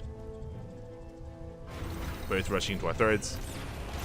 Keen has to be careful. Good lock-ons here with the Cyclones. We do pick off almost a Raven. They get a lot of hull damage. Keen reinforcing with his drop, coming in. That's a lot of Cyclones, but this choke point is brutal. Yeah, the choke point is brutal, and Homeowner, he has to back off. He has to respect that tank. Does retreat. Now remember, last game Homeowner did play mech, but there's no guarantee that he has to embrace mech again. He might, but could still dabble in the bio. You can see Homeowner trying to dance with the army, still avoiding those tanks. Tank does siege, Homeowner has to retreat. Does have to pull back. As we are still continuing Cyclone production, by the way. How many are we up to? 8, soon to be 10. Again, this style from Homeowner was very popular like a year ago, or I say like a year ago, like 6 months ago in the last patch. Before the change to the Cyclones, this was the meta. Nowadays, not so much. And there it is, a second factory, it's mech. Homeowner is going mass Cyclone. Oh boy. And he bypasses the main army. He skirts around, heads towards the natural. What is there at home to defend? There's no bunker, there's one tank on the high ground. We catch a Raven! Big catch here from Homeowner. Gets the Raven, busts into the main base. There is no wall. The wall is not a wall. Auto charge being thrown down. The disable on the tank. And so many SCVs going to be falling at the same time. Keen going for a base trade. It's the only option. It's all we can do. Going for a straight up base trade. What do we have on the high ground? We have Cyclones. The Ravens. Ooh, one Raven goes down. The other barely does survive. And meanwhile, across the map, that's going to be 34 SCVs falling. We camp the production. Tank pumps out. Tank does pop, but it goes down as well. As Homeowner even muling down just to repair. Not exactly a mule like a mana mule, as he's repairing his Cyclones, stopping them up. Meanwhile, across the map, Keen also came to the production. Homeowner amassing a lid. Cyclones, we get the disable. A big disable here by Keen. Barely does break that Liberator. I say that, the Liberator's still alive. We need to focus it down. Also, that was a misclick, by the way. Homeowner with the anti-armor on his own army. Meanwhile, across the map, Homeowner does break the production. Okay, there's barely anything left here for Keen. Getting on top of the main base. Likewise, Homeowner, there's no way out. Uh-oh. And Keen, he's got an SCV. He has an SCV out on the map just in case. As Homeowner, he needs to float away. Keen, meanwhile, pushing towards that low ground. Sorry, Homeowner pushing towards the low ground. Getting my Terrans mixed up. Keen also trying to float away. Homeowner, ooh, his orbital is on fire. He can mule to repair. Does have money to repair as well. There we go, Cyclones to push in. Shut down the Cyclone, or we shut down the Liberator, get on top of the tanks. 2 tanks go down, but we lose almost every Cyclone. 1 Cyclone survives. Oh, chasing down these CCs. Keen, he does escape with 1. He escapes with 1 orbital, and he has a Rax towards the top left. Looking at the unit stat, okay, in a head-on fight, Homeowner has 5 Cyclones and 4 Ravens. I think he wins head-on. Homeowner, I think he does have this. He's up in army supply. He's got plenty of energy to work with as well. Plenty of energy. Yeah, bunker. It's going to be killed, not cancelled. SCVs are cleaned up. Keen has to get the hell out of there. Keen is making Marines.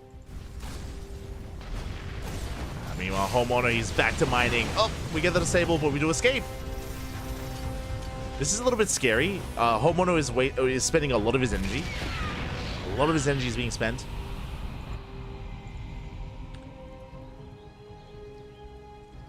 You can see Homeowner is still looking for more bases. He scans, he's looking for the CC, and he will find it.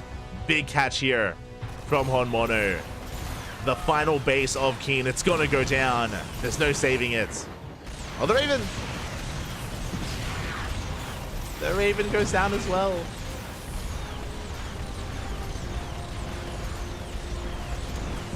The base falls at the same time. Keen harassing the mineral line. Amassing Marines and Marauders. How many Marines and Marauders do we have? 3 Marines. Is that going to be enough? We can see Homeowner racing on over. Keen being revealed. Can we get the CC up? We cannot. The repairs. Whew. Repairs a little bit too good. Keep the base alive with muling. Getting good disables here on the army. We disable almost everything. And homeowner, he has done it. GG gets called, and we are going to the ace match. GG. Oh my god. Papi. GG, well played. Homeowner in the midst of that base trade was able to get the one up here on Keen. Able to get so much more done with his army and retain most of his units as well. His Cyclones and his Ravens, more importantly. We saw that he was able to make great use of his disables, of his auto turrets as well. The Ravens, they came in clutch. And with that, we're going to the ace match. We're going to game 3.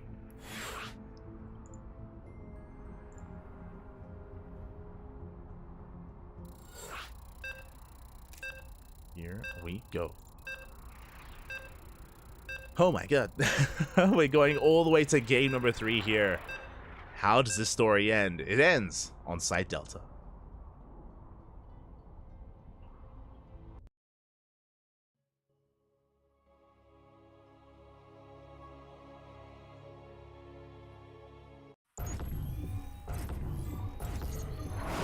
Going all the way to the ace match, and here we go. In the bottom right hand corner of Site Delta, we have our South Korean Terran player tying up the series 1-1 that last game, forcing the ace match. Representing Team Hyper 1, it is Hon Mono.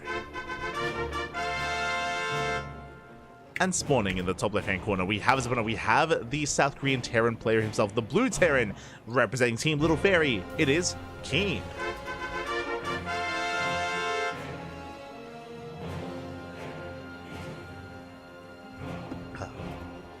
Here we go. Again, Keen, once again, working his way up that ladder. Did recently return from a hiatus. Did recently come back to competitive play.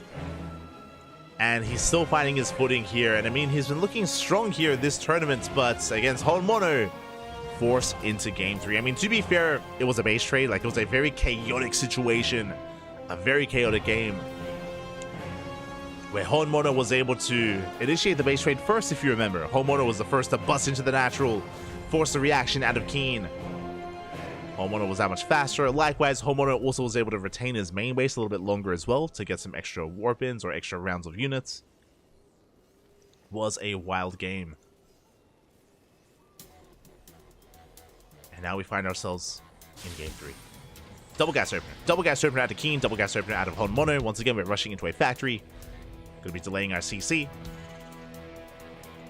And you can call it a safe opener, you can call it an aggressive opener, either or. With this, we can get into faster Cyclone production. Now, something we have to bear in mind here is that Honmono has played a variation of mech every game so far. In game 1, it was like a very pure style of mech, you know, just tank, Viking, lib. No Hellions, no Hellbats, no Cyclones, just tank, Viking, lib. No kind of finesse there at all in game 1. Game 2, Honmono, he went Mass Cyclone Raven. Very interesting style, very mobile, of course. Was able to outposition Keen at times and able to again initiate that base trade, able to outmaneuver him. Meanwhile, Keen has been playing the same. It's been Biotank. Biotank game 1, Biotank game 2. I would say very solid composition, don't get me wrong. It's very standard as well. If a player is coming back, it makes sense to want to once again refine that style, but Honmono gets across the map, does delay the CC. At the same time, Keen also slips in. Again, trading one worker for one worker. That's a little lost mine time here from Honmono. Big reaction, pulling so many boys. I'm not really feeling this is too worth it here. So many SCVs not even mining for Honmono. And we get 3 SCVs. We're getting 4. The Hellion finally comes out. That is 4 worker kills here. Finally, the Reaper goes down. Meanwhile, across the map, Keen only losing 2 workers, but his CC is delayed. That's the difference here. You can see how much production has really been, or the difference in production here in these CCs. Honmono's is almost done. Keen's is around halfway. So on the one hand, Keen has the better economy. You can see here the economic graph go in favor of our Blue Terran player, because of so much lost mine time. But the faster CC is going to make up for that, so a bit of a give and take. Meanwhile, with the reactored Reaper Hellion production here, we're moving out once again. Honmono going up to 3 Reapers and 2 Hellions. Another way behind this. Pushing up the ramp, but again, Keen has the high ground. Cyclone does fall, but Keen holds. That was a nice pickoff though, getting the Cyclone. Will mean that Keen is a little bit more vulnerable as Homono is reinforcing with 2 more Reapers and 1 more Hellion. We're pushing it again for a second wave, and this time there's no Cyclone. Uh-oh. Homono pushing in. Does push in, just shuffle his units around. Gets the Hellion. Ooh, leads out a Reaper. Leads out a second Reaper as well. Good target firing out of Keen. The Homeowner, he has control of the low ground. Gets 2 SCVs, getting a 3rd worker as well.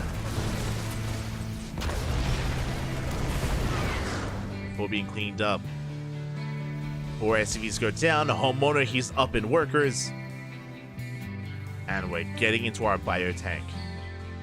Okay, now, on the one hand, yes, Homeowner is making Marines. True, he is making Marines, but this could still be mech. He's not investing. He's making Marines right now just to have an army. There's no investment into anything like Stim or a second Rax, not yet.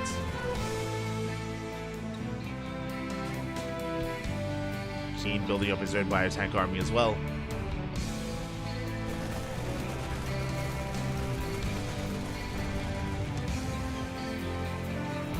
That Homono guy knows how to win.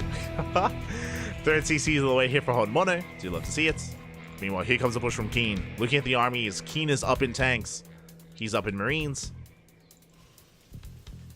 And he has a Raven slipping in from behind, going for some auto harass. Going for the mineral line. We'll see what Keen can get done. Keen heads into the main base. There's a tank in position, a couple of Marines as well. And Keen is going to back off. But now we're calming things down. Keen now getting into Viking production, working towards Stim. On Mono, Stim is on the... He's playing Bio for the first time this series. Hon Mech is no more, but did I speak too soon? Quick unsiege on the tank. Second tank on the high ground. Good maneuvering here from Hon Mono. Very nice control. Very nice micro from our Red Terran player. Yeah, and Keen has to back off. Keen was hoping to catch a tank, but he did not. So he has to retreat. And Hon Mono maintains his position. 3rd TC soon to be on the way. 2 more Raxes, E-Bays as well. It's Biotank versus Biotank. Hon Mech is no more. I welcome Hon Macro. Let's go. We'll see if Hon Macro turns into Hung Macro, Papi. Let's go. Let's go. I'm sure there's a lot of people that are watching right now that maybe don't watch much of Hon Mono, and they're like, what are they calling him? What? I don't know his nicknames. It's okay, I won't explain. Don't worry about it. Just know that sometimes he's hung. Sometimes. A lot of the time, actually. He looks impressive. But now, though. But now that we're settling in, continued Viking production here at Keen. Look at the units tab here. We have 6 Vikings to the 4 of Honmono. Honmono is slightly behind in said Viking counts as, yeah, he is missing a wave of production now because we're going to Medivacs instead. So Keen will have the air control. Likewise, he has the tank advantage as well. Because he went into faster tank production, if you remember, Honmono went and committed into more Hellions. So Keen is pushing.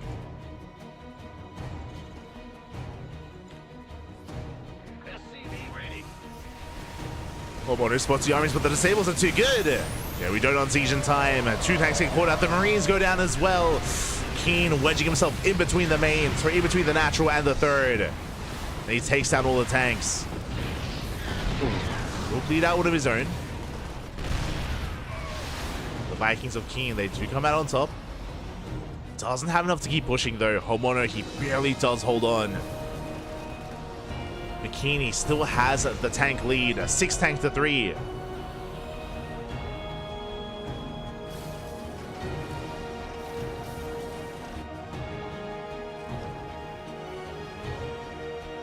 And Keen from here, he's happy with this trade. He backs off. I do like this. I do like this from Keen. Again, he was able to pick off some key units. He was able to get some tanks. Able to take down some Vikings. Keen does retreat from there. Getting his 4th base on location. Mono still trying to stabilize. Going for a Marine drop here. 1-1 finishing up in a couple of seconds. Homono does have the upgrade advantage over Keen. But the turret, the tower does finish up in time. Keen, he spots the drop.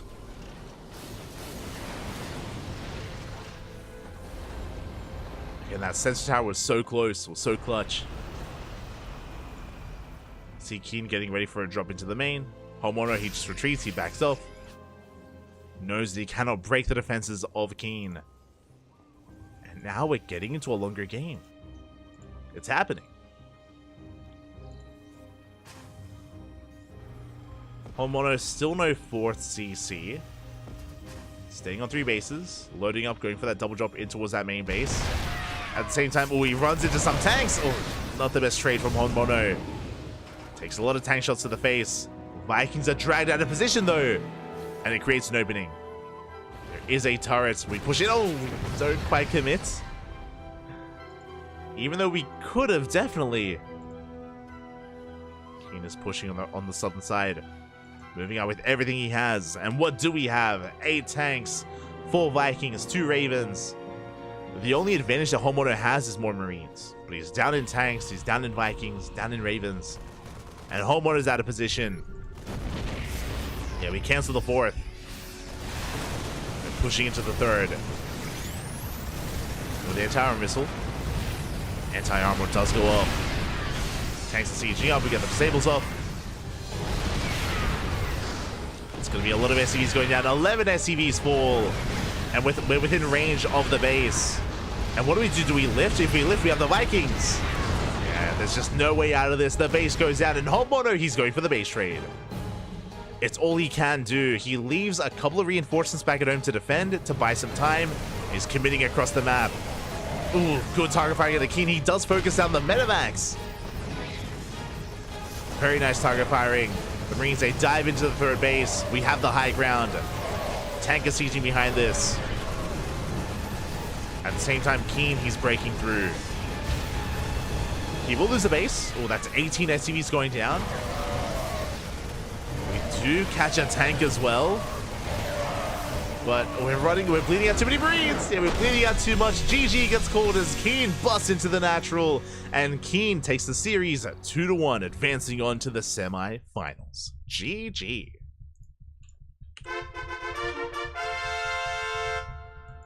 GG, well played. Keen does take it in the end. A very tense series there. Very back and forth. Great to see one of the old guard up against one of the young bloods of the Korean scene.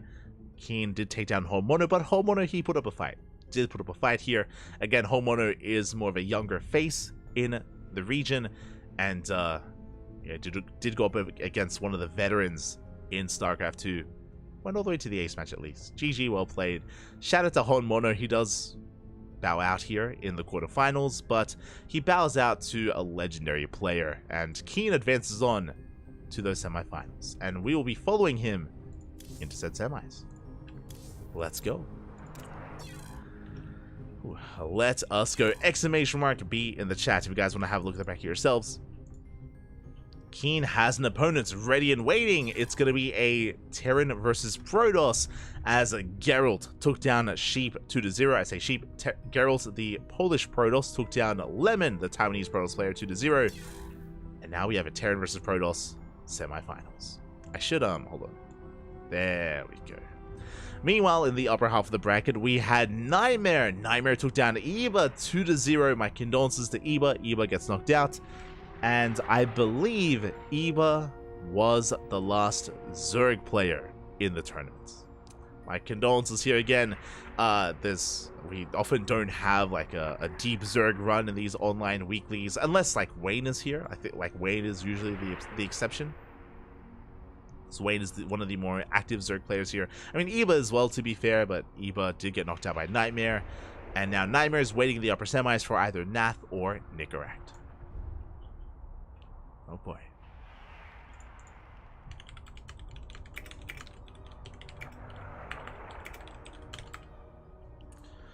here we go. So I'm just going to be getting and setting up the series, setting up the match. And if you're in the chat, predictions have not been open so far in this tournament, but they will open up for the semifinals. Predictions, they're coming.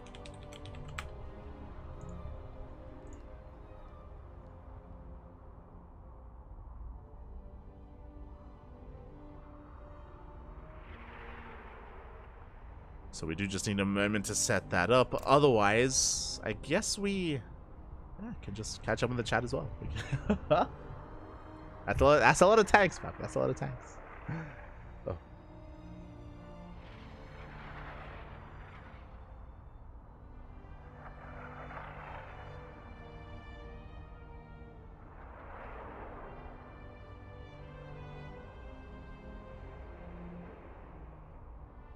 Bronze League. Copium, Papi. Copium. Did Keen play in the GSL qualifiers? I believe he did. I believe Keen did compete in the qualifiers this season. Let me double check. GSL Wikipedia. I'm looking for the... See, I remember he did. I remember Keen, did he go up against Classic, I want to say, in the qualifiers? Let's double check.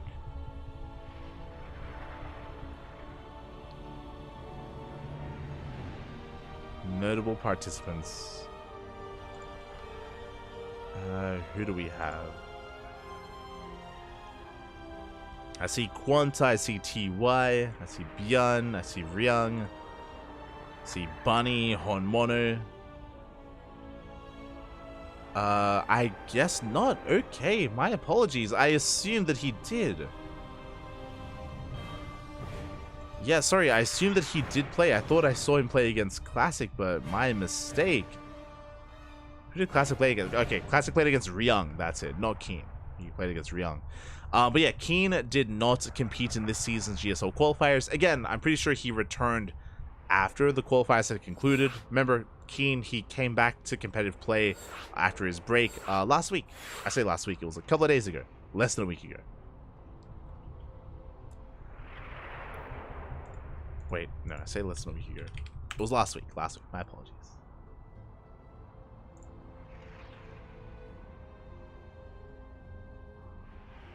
WTL Code S, round 2.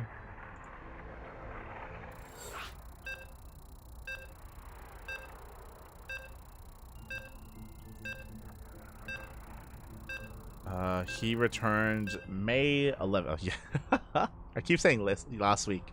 Yesterday. His first match since last year was yesterday. There you go. There you go. Good. My memory is out of it right now. Literally yesterday. For some reason, I thought that Keen played in last week's WTL as well. Oh, sorry, he did. Yeah, God. I'm just blind. Oh yeah, he did not. Okay, yesterday. God. I'm all over the place. But spawning in the top left-hand corner of Ghost River, we have our Polish Protoss player, the blue Protoss representing... Oh, sorry, my apologies. Representing Storm Gaming. Ooh, from Lena, Poland. It is Geralt.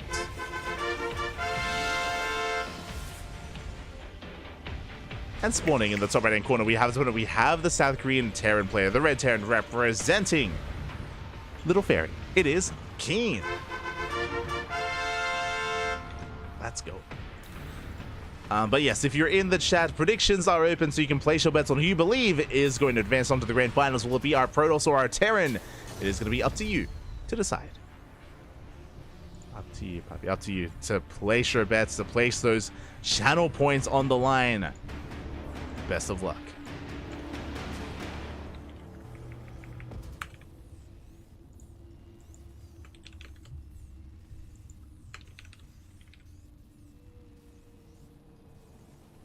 Five minutes. Beautiful. Beautiful. Sorry, I'm just posting in the chat that predictions are open. Predictions. Whatever happened to Armani?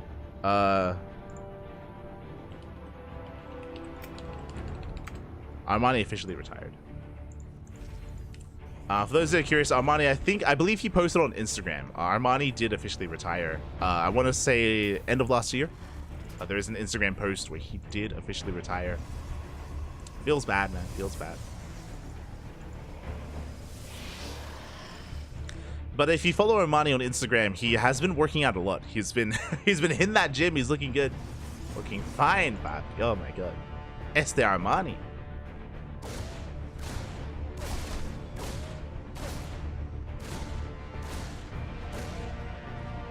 As we do see our first L moving out across the map.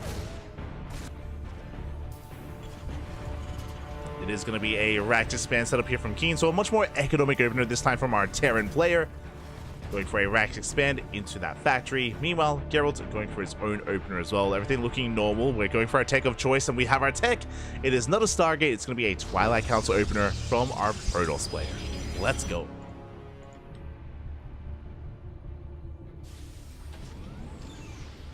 Twilight Council's on the way. We have a proxy being set up from Geralt as well. Do love to see it. Proxy towards the south. Adept does shade in. As we get a full scout of the main base, just making sure that there is no second racks, for example, or third racks. It is going to be a straight up 1-1-1 from the side of the Terran. No early buyer production or early sim timing available from Keen. And with that proxy, my apologies, I assumed it was going to be a Twilight Council Blink-based opener, but no, it's going to be a Dark Shrine. We spoke about this yesterday, actually, about how DT openers have been a lot more commonplace nowadays against Terran. It has been a lot more trendy to go for DTs these past couple of months. And here it is again. Dark Templar on the way. Geralt shading across the map. Chasing down those Hellions. Keen skirting around, trying to escape those Adepts. And in doing so, it looks like he will come across the oh my god! He does come across the proxy. The Dark Shrine has been spotted, has been scouted. Big moment here for Keen. He knows. Knows, he is aware. Back at home, should be setting up. There we go, eBay's on the way for turrets. Scan's gonna be banking up as well. And Geralt is already working on his blink. Geralt, he's aware he's been scouted, he knows. So he shouldn't be investing too hard into those Dark Templar. You know, Keen moving out.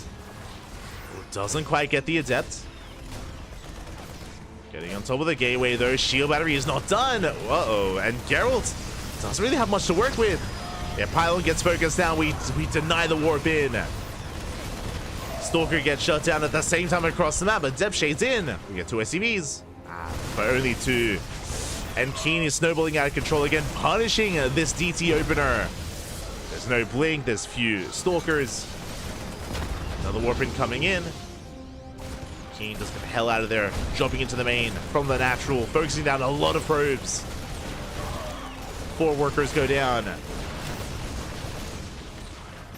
control from Geralt. Does pull back, does preserve his Stalkers. Oof. Does bleed out one. Finally gets a Cyclone, and finally Geralt is going to clean this up. But this has done well here for Keen. Getting 4 probes, getting the Pylon, the Stalkers. And the Dark Templar, we didn't get to make use of them at all. No Dark Templar. Keen even going for a safety Raven as well.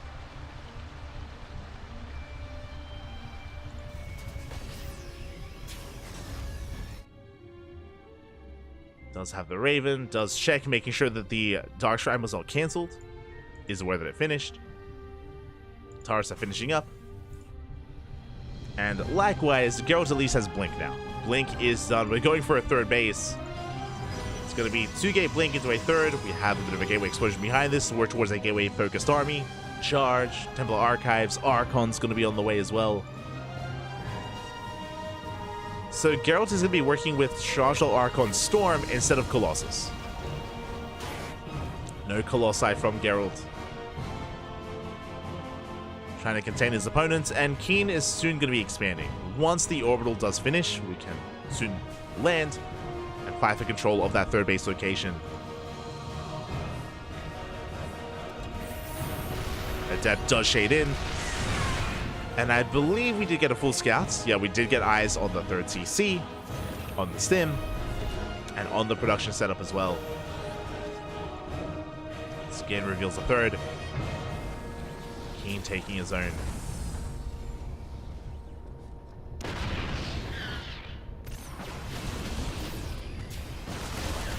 And Keen is just breaking out from his contain. Taking his third base, catches a stalker. Oh. Geralt has to be very careful. Doesn't bleed out too much. Has to pull back. There's that storm that we spoke about on the way. Storm is very high risk, high reward. Like, storms can be amazing, or depending on the positioning, depending on the EMPs, for example,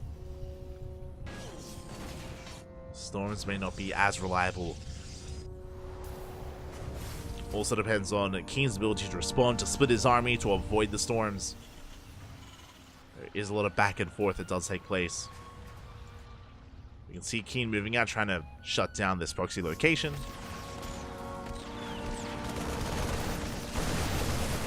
We'll get the pylon, who get the dark shrine. Geralt trying to catch reinforcements, doesn't find anything. The gateway will fall.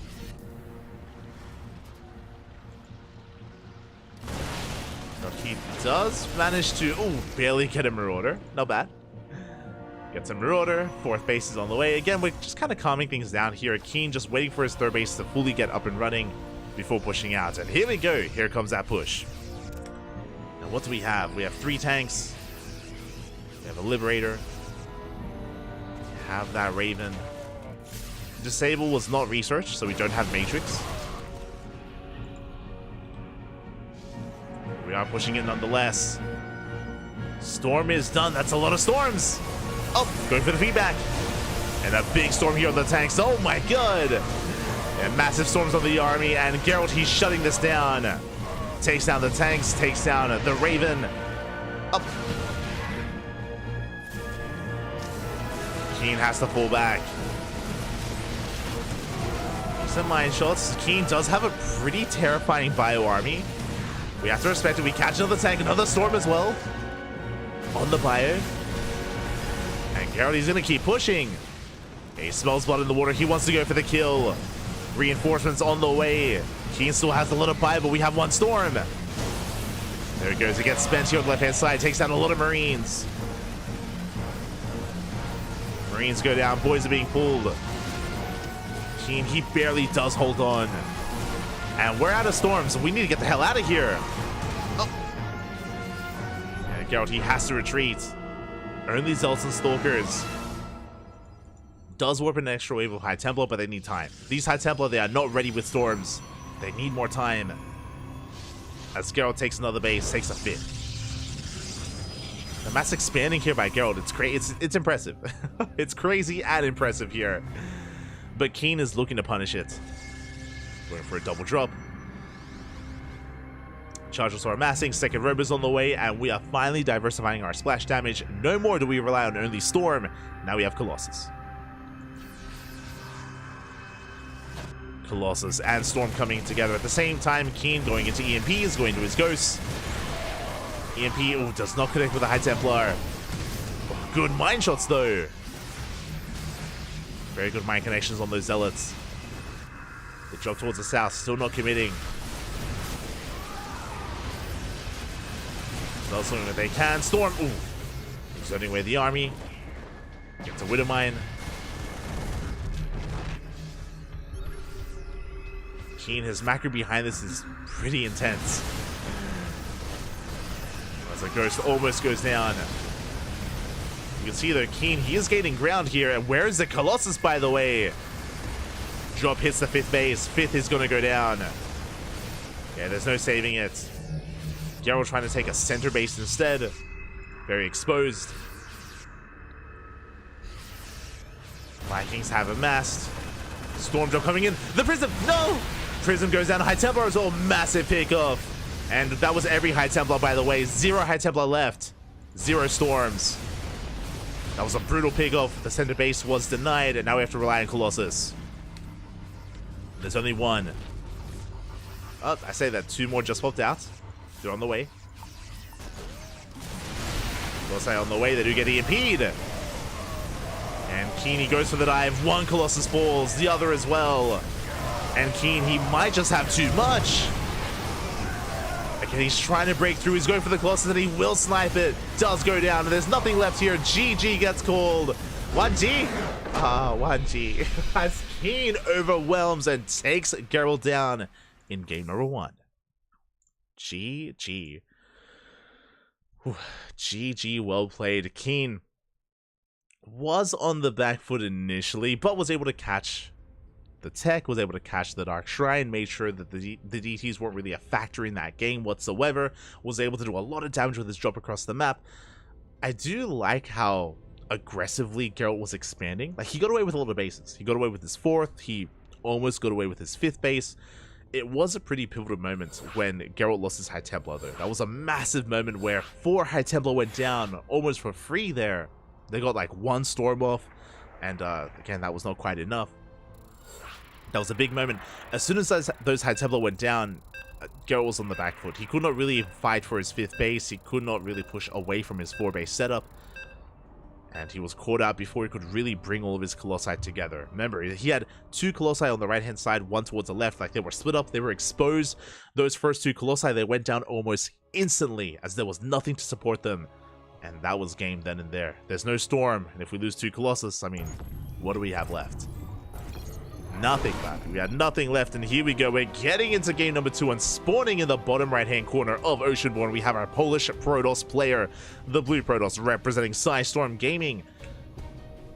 Down in this series, looking to bounce back here in game 2, it is Geralt. And spawning in the top left-hand corner, we have his opponent. We have the South Korean Terran player, the Red Terran representing Team Little Fairy, leading the series 1-0. It is Keen. Again, Keen's macro was insane in that game as well. Like, props to Keen, even though he was taking some storms to the face, even though he was denied his 4th base and his 3rd was delayed, he was able to break through, trade efficiently enough, catch the army out of position on multiple occasions there, and yeah, very impressive stuff. Very impressive stuff there from the side of Keen.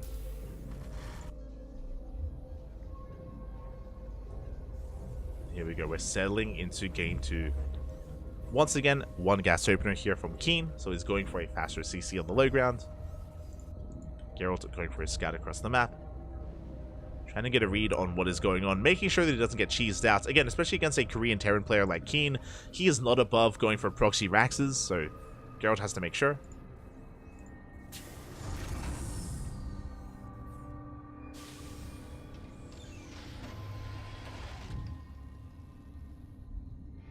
Have to make sure he's okay, as he does confirm the positioning here at the location of the racks. Keen moving out with an SCV. Okay. I was like, where are we going? He's checking for a proxy gateway at his 3rd base and here at the center of the map. So Keen likewise being very safe. Very safe movement there from Keen, making sure he doesn't get cheesed out. Probe goes down, CC's on the way, followed by the factory. And Geralt's back at home. I imagine this time is not going for Dark Templar. Again, the DTs did nothing last game as there were no Dark Templar, so I'm picturing either a Blink-based opener or maybe even a Stargate.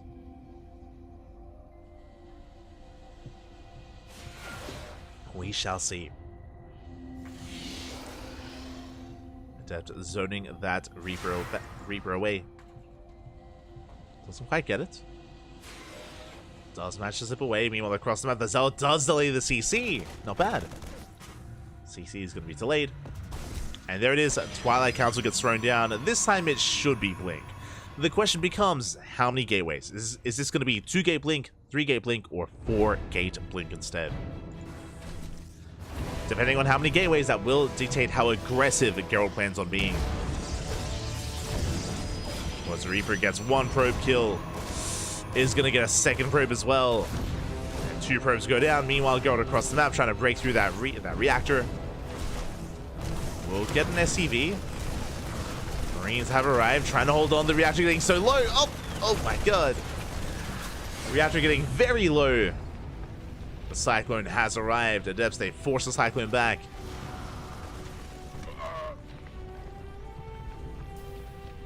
Keen does hold. There's that blink on the way, as we mentioned. But we're still trying to piece together how aggressive Geralt wants to be. Yeah, so the Adepts are hunted down.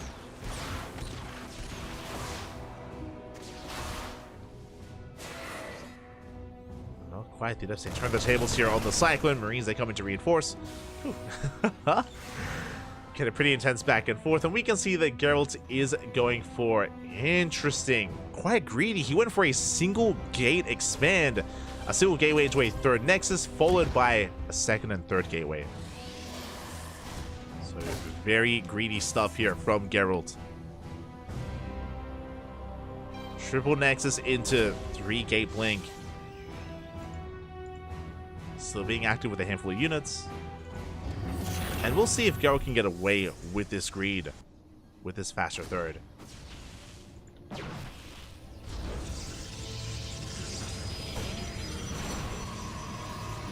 As Keen is just getting into his own. Okay. So we're working towards the mid game. Keen working on a third base. Likewise, so is Geralt. Keen is pushing through the center though with a handful of units. We have 2 Cyclones, a handful of Marines. Bearing in mind that there's no stim.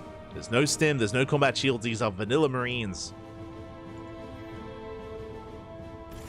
But we can still threaten that third base.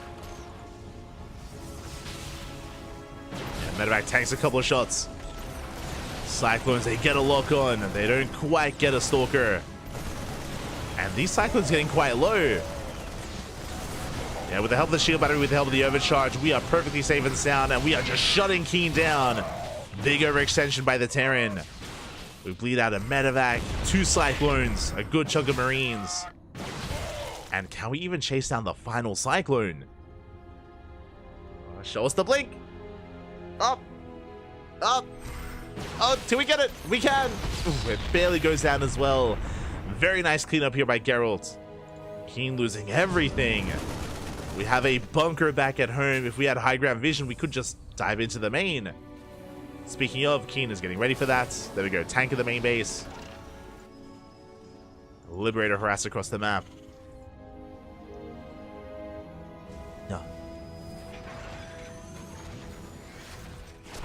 Keen loses all map control. We control here out of Geralt. Forces the unsiege.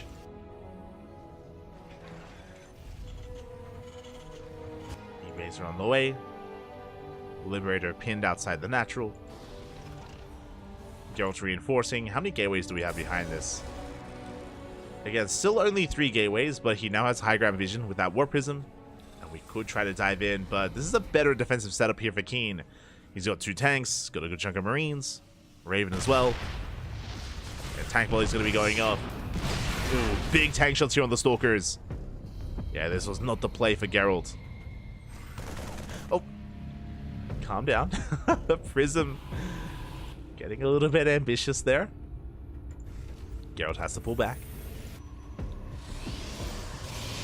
Behind this, Geralt going for double forge, double upgrades. Bay is on the way. Oh, Bay is done. Extend Lance.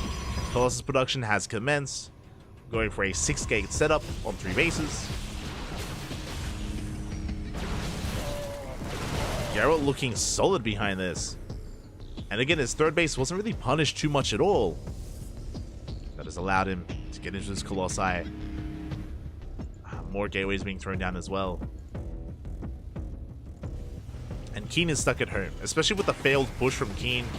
He's just contained and stuck at home. We blink into the natural. Getting a couple of SCVs. Punishing Keen once again. Prism into the main. Zealot drop does come in. Can we get the tank? Oh, it's going to be close. We barely do not. Tank survives. We got 5 SCVs. Warp in towards the third base, but we take down the Warp Prism. Whew. Clutch defense there by Keen. Keen, he still lost a lot of SCVs, that is true, but at least he gets a Warp Prism. So Keen, his mind can rest easy here for at least a couple of minutes. As Geralt, he backs off, taking a 4th. Now, what I will say is that this fourth base is late. Like, Geralt, he got a fast third, true. So did Keen, and again, this fourth base is only thrown down after the aggression gets stopped. Could have seen it sooner. Keen moving out, heading towards that third. Sorry, towards the fourth. Is spotted. Geralt coming in from behind, repositioning with his Colossus. Yeah, Geralt, he does get here in time. All the mines are shut down. And Geralt does hold. Now, at least this time, Keeney has confirmed the Colossus, so he knows that there's no Storm. There's no Storm, there's no Archons. Viking is going to be that much more important. Ghost a little bit less so compared to the previous game. And Keen going for some multi-prong aggression here. We're shutting down the pylon. We're going for a double drop towards the natural. At the same time, double drop towards the fourth base. Scan reveals the army. Drop is coming in, but Geralt, he does have an army in position as well. He's ready for this. He's ready at the fourth. What about the third? What about the main? Drop is attempting to slip in. Geralt, he gets a couple of free shots off. Oh my god. Almost gets the meta back. Getting so low. And we have a Stargate on the way. We've seen this from Geralt before as the drop comes in. Zealous, they force the siege. Or they force the pickup. Liberator goes down. Oh, good snipe there from Geralt. Takes down the medevac before it could unload everything. And Geralt, he's shutting this down. Keen in a bit of trouble here. Again, we've been bleeding out a lot of units in this harass.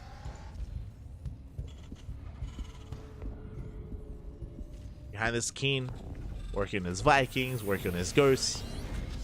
Geralt has map control. He pushes out. There, this fourth base, it's not going to finish. It's not going to happen. And I say that Keen is forced out into the open. Geralt coming from behind. He sees the tanks. They're on siege. Yeah, we're diving in. The tanks late to siege. We can focus them down one after the other. The Zealous, they snowball out of control, and Geralt, he catches the army.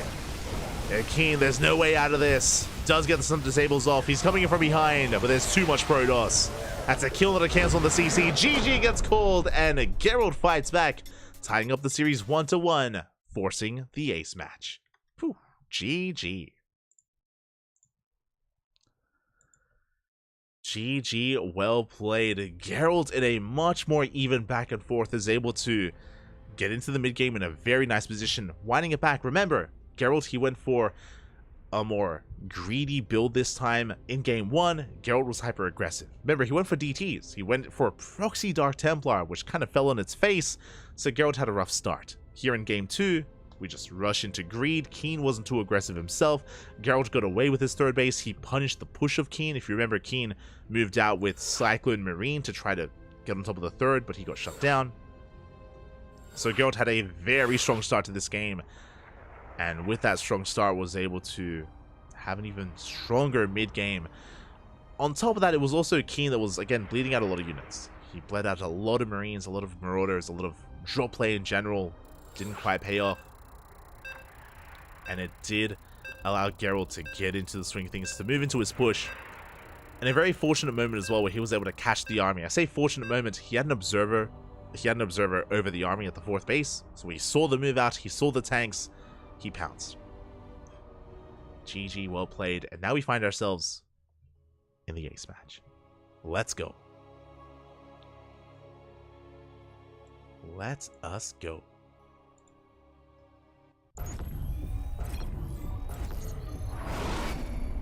And spawning in the bottom left-hand corner of Amphion, we have our blue Protoss player representing Storm Gaming, tying up the series 1-1, forcing the ace match. It is Geralt. And spawning in the top left-hand corner, we have as opponent, we have the South Korean Terran player, the Red Terran representing Team Little Fairy. It is Keen.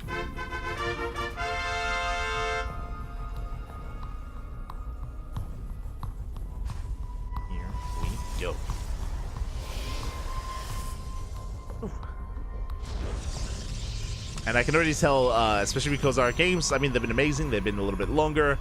WTL tonight, it's going to run late. It's World Team League, I believe, is starting in 30 minutes, and there's no shot that we wrap up this tournament in 30 minutes. It's not going to happen.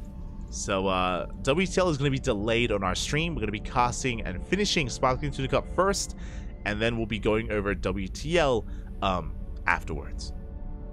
Just as a heads up.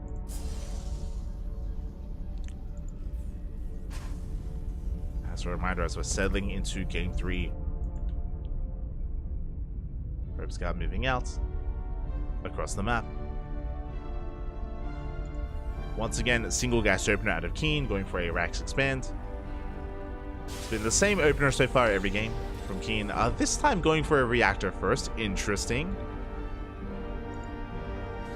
Going for a delayed Reapers, even delayed Marines. Geralt going for a Zealot. Trying to disrupt the opener here of Keen. And I believe Geralt, he saw the Reactor. No, he did not go off the ramp. Geralt hasn't seen much here. Zealot is moving out. Reactor is now done. And we opted to go for, Reactor to Marine production back at home. That Pro being such a nuisance here, going for the CC. Forcing down a second worker.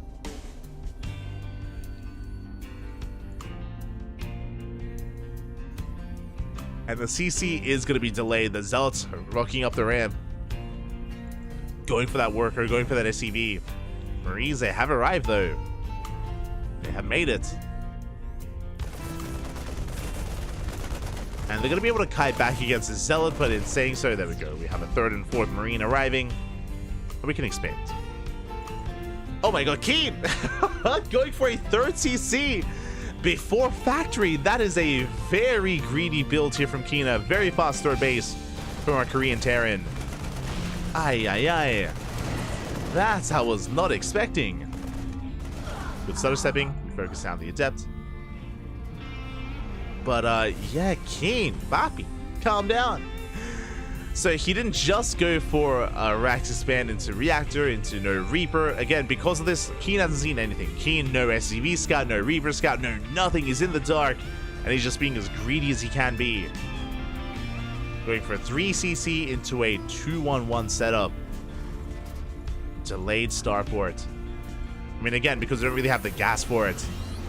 No reason to rush into a starport with this build. Meanwhile, Geralt back at home, going for a Twilight Council opener. This should be for Blink. There we go. Blink is on the way. Gateways are finishing up. Adept does shade in the ramp. Does shade up the ramp. And we do focus on the Marines, but there are 4 more Marines on the way. Ooh. Good target firing at a Geralt. Does trade well. Taking down 4 Marines for 1 Adept and 1 Zealot.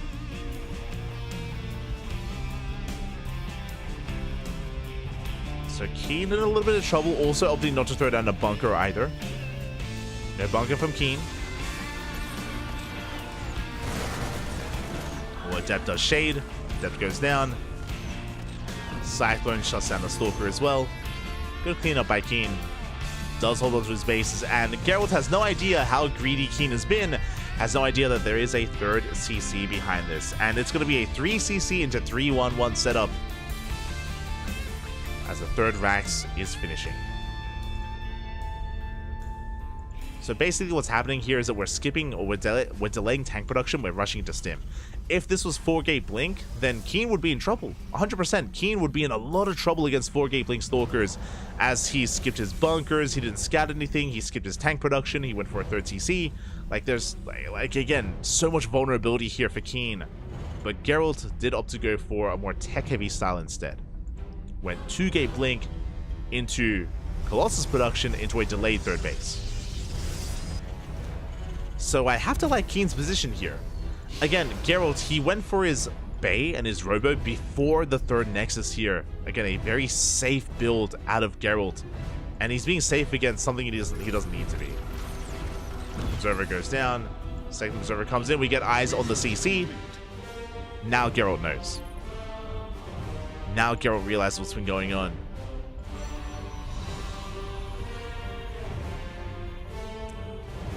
And I'm not sure Geralt can really do anything about it. Don't think he can really punish. I mean, sure, the Colossus production is a little bit faster, that is true. But we're on a low gateway count. We still have the third base to get up and running. We're moving out with a handful of Stalkers. Remember, it was 2 Blink.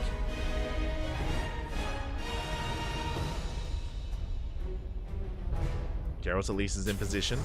Does spot the base. He can catch some transferring workers. Speaking of, he's coming in. Gets 1. Gets 2. 2 workers go down. There's no starport, by the way. There's nothing that can be done. I say no starport. I mean, starport is done. No medevacs yet. Medevacs, they just pop out. And Keen is pushing. Uh-oh. Keen is pushing back at her. We have a Colossus. We have an Immortal. We have shield batteries. We have an overcharge. We have sentries for force fields as well. Can Keen break through? He does stem in. Goes to the Immortal. Doesn't get it. Looks like we do depower the shield battery at the third base. The mineral line is under fire. Yeah, we cannot break the main army, but we get 11 probe kills. 12. And the Marines, they get the hell out of there. They try to. Not a bad counterattack here by Keen. His third base was delayed. We'll float over towards a linear base location. You can see the Stalkers coming in to harass once again, but there's nothing here. Not anymore. Keen is reinforcing. The loss is coming out, so we got to be able to focus this down, by the way. Ooh. Keen does pull back. Geralt has to be careful. He has not repowered that shield battery. The overcharge is not available. We're picking up, going for a drop. Stalker's in position. We do focus down on full medevac. Full medevac goes down. Ay, ay, ay. Massive catch there by Geralt. A big misstep by Keen.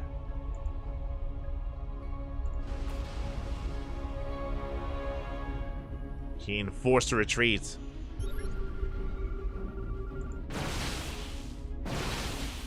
Focusing down on those rocks. He has not spotted the third CC, but he can assume that it has been taken on the right hand side.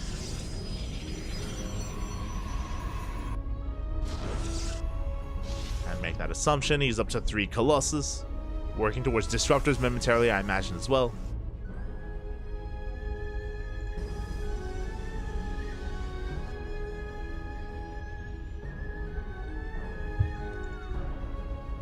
Prism is finishing.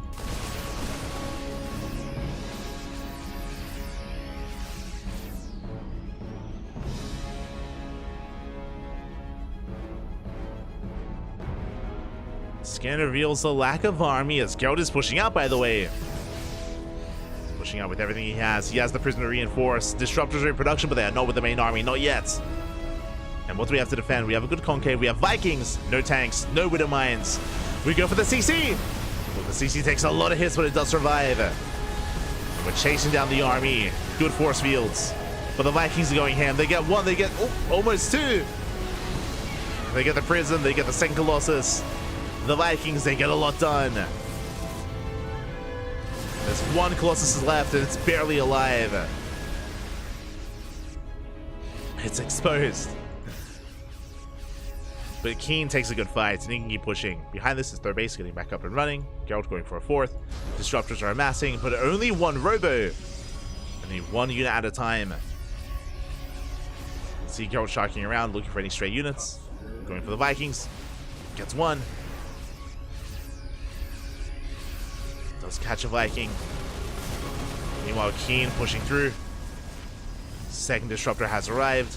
Storm is on the way. Storm is not ready. Storm is not ready for this. There it goes off. Doesn't connect. There's 1 Nova left. Overcharge is popped.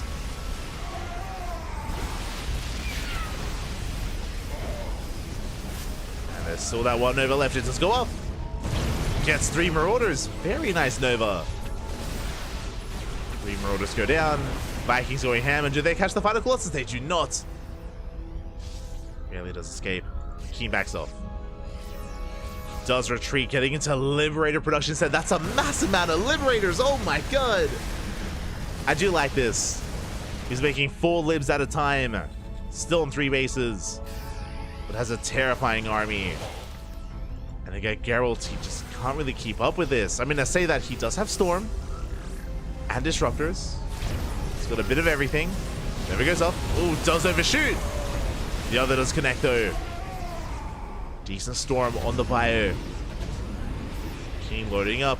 Jumping towards the main. Oh, Geralt out of position. He misses the army. He completely misses the army, and Keen, he takes control of the main base. He sieges up on top of the ramp, and recall was just used. Recall was spent earlier on the Colossus. And these liberation zones going ham. Vikings have to land. We are breaking through though. Oh my god, that was a big part of the army that was not a part of the fight here for Keen. But where is reinforcements? They're here on the right hand side. They bust into the third. 19 probes go down. We shut down the forge. Liberation has arrived. The freedom party. A lot of shots going off on the Gateway army though. Nova is denied, and yeah, the Marauders, they still on forward. They focus down the Disruptors one after the other. And it looks like Keen has too much. And Geralt trying to keep up, but again, even though this army is so heavily overstimmed, again, we've been making Liberators, not Medivacs. So we're cleaning this up. But Geralt, he's taken a game-ending amount of damage. 22 probes fell. He did double expand though. He's got a 4th and a 5th. For now, because here comes Keen. Here comes Keen with some more freedom. The freedom is here. Oh, where can the probes go? They're stuck. They're trapped. Where can we go? Trying to mine through, but yeah, the army. Oh, we do mine through. Let's go. Very quick moves there out of Geralt. Quick thinking. Quick thinking. Does escape with what he has. With whatever he can. The High Templar, they need more time. They go for feedback, so with no storms. And no storms available. Keen at taking his 3rd base, landing it as his 4th. Yeah, as this was a 3-base all-in from Keen. He's able to maintain himself.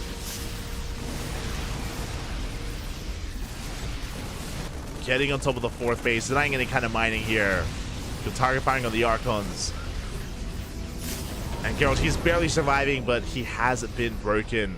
Get a little bit too greedy, especially upon seeing now that, again, Keen had no intention of making a 4th base. Just on 7 Raxes. Never goes off, grazes the army, but GG gets called. It's just too much to handle, and Keen will take the series 2-1, advancing on to the grand finals. GG. Whew. GG, well played. Congratulations here to Keen as he does manage to break through. He does overwhelm Geralt. That was a close game though, again, very back and forth. Geralt was keeping up, but again, at a certain moment there, Keen was able to just pull him apart. And even though he didn't necessarily like kill Geralt then and there, he was pulling him apart, creating an opening over on the other side of the map. Did create that opening and did snowball out of control. GG, well played. Congratulations here.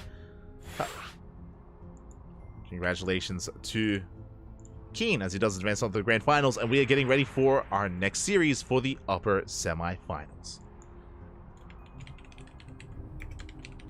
Let's go. I just need a moment to set things up.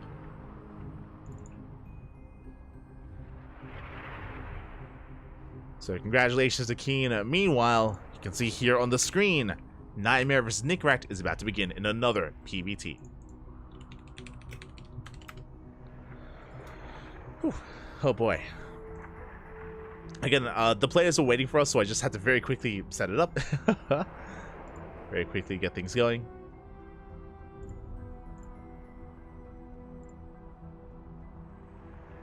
And I will work on those predictions soon as well. Warming up for WTL. I do think some of these guys are playing tonight in WTL, right? Are they? Oh, not tonight, not tonight. But WTL in general, yes. Our players, they are getting back in form, and Keen is our first player to advance onto the grand finals. And who will join Keen? Will it be a TVT mirror matchup or a Terran versus Protoss? As we have our next series, we have our next matchup, a TVP between Nickrat and Nightmare. Let's go.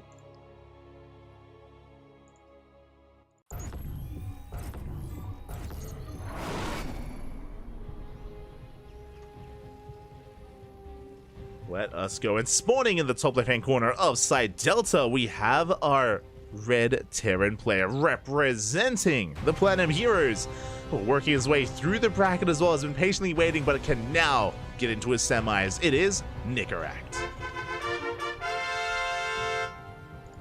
And spawning in the bottom right-hand corner, we have the South Korean Protoss player, the blue Protoss, currently teamless but deserving to be on a team. It is Nightmare.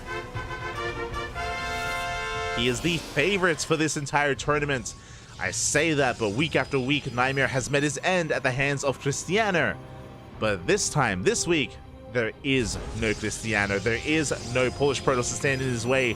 Not even Geralt is going to be in the finals as he gets knocked down by Keen. So this could be Nightmare's week. It could be his chance to redeem himself and once again claim that sparkling Tuna Cup. It's been a while. It has been quite a hot minute here since Nightmare has been a champion. Fun fact, the last time Nightmare lifted a Tuna Cup trophy was back in 2022. Was Sparkling Tuna Cup number 17. Number 17 back in 2022. That was a long time ago. Fun fact, Keen was the number 18 champion. Fun fact. But here we go. We are settling in. We can see Nickeract going for a Rax Expand. And again, Nickeract stands in Nightmare's way. Can he be the one to knock him down instead? Nickeract has been looking quite impressive as of late. Did debut in WTL last night. Nickeract did show off for the first time. It's great to see.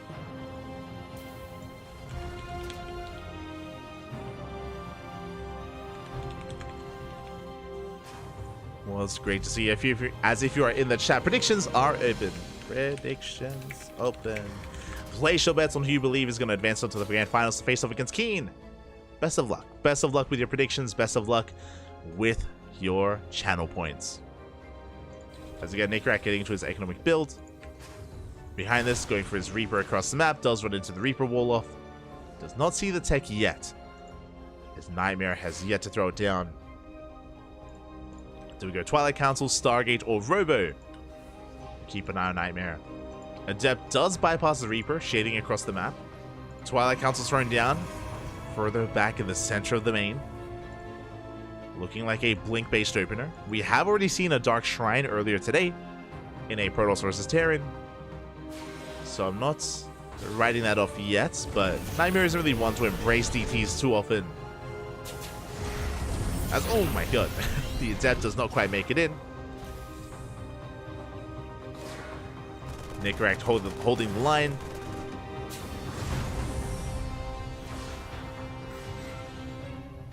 Does hold the line. Adept shading out. Blink on the way. We're throwing down additional gateways. It's going to be 2-gate Blink for the time being. We'll keep an eye on this to see if a 3rd and 4th gateway get thrown down as well. As Nickeract is going for a third. Oh, I didn't even notice. Sorry, my apologies. 3rd CC already here by Nickeract. 3 CC into a 3 racks. Let's go. We actually saw this a lot from Nickeract the past couple of weeks. It's been like his go-to only build. 3 CC into 3 racks. Quite an aggressive one. Honestly, 4-gate Blink can punish this quite hard. But Nightmare, speaking of, is going up to 4 gateways. Uh-oh. Now, the reason why I say this is because we're going so bio-heavy, because there's no factory, there's no starport, which means there's no tanks, there's no defensive setup here. Blink Stalkers can snowball out of control. They can micro well against vanilla Marines. Like, these are, again, they don't have stim, they don't have combat shields. Just straight up vanilla Marines here to defend. Thankfully, there is a bunker on the low ground. Blink is about to finish. Oh, my apologies. I thought it was 4 gateways. It is 3 gates. My apologies. 3-gate Blink, which means we're expanding. We're taking a 3rd. 3rd base is on the way. Nightmare, he's applying some light pressure here with his 3-gate Blink. but he shouldn't be doing much more than that. He has map control more than anything. But Nickracht wasn't even vying for map control because of his build. Looking back on this, I do think this is a better start for Nickracht. Thankfully, again, because it's not 4 gateways, Nightmare isn't pushing in, and Nightmare can't really punish this. Nickracht gets away with a greedier build than Nightmare. Let's go. See in the chat, share my papi, share my.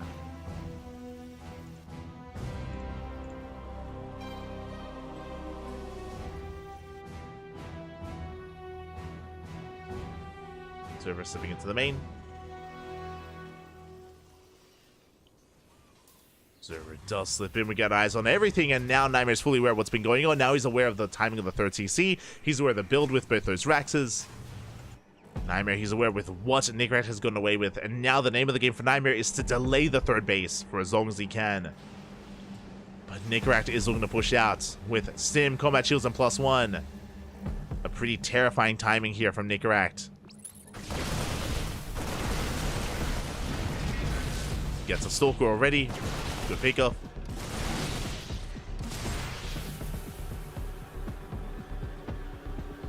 Stalker goes down. Nickracht pushing in. Getting another Stalker. Nightmare slipping up here. A bit of miscontrol out of Nightmare. He's getting punished. Nickracht pushing through. Pulling back to the safety of his bases with his shield battery, with his Colossus. Colossus production has commenced. 4th gateway now on the way. Charge as well. A good force fields out of Nightmare. Oh my god. Very nice force field so far. Does lock that army away. And Nightmare shuts this down. Remember, there's no medivacs with this. The army is heavily overstimmed. And Nightmare chasing it down, forcing out another stim. And Nickracht is in trouble.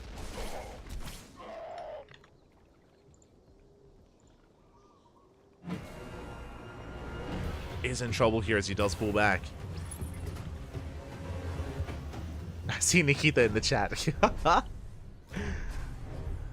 The prediction odds are unbalanced. Vote for Nightmare. I mean, I'm a little bit surprised, but the predictions in the Twitch chat are heavily in favor of Nickracht. Let's go. I mean, again, I would say that Nickracht is the underdog in this series, but I want to believe as well. I want to believe. As Nightmare is going for a big counterattack. Shows the force fields. We do slice up the army. Oh, a big chunk of Marines and Marauders go down. Good force fields. And Nightmare is going to keep on pushing. I mean, one of those Colossi getting quite low. He has to be careful. Catching reinforcements. Getting 1, getting 2 Marauders. Rotating back around. Waiting for reinforcements. Shaving off Marines. The Colossi getting stuck on the gas.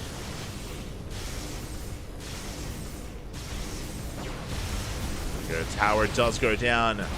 See Nickracht banking up his army, but it may just be too much to deal with at this point. It may be too little too late.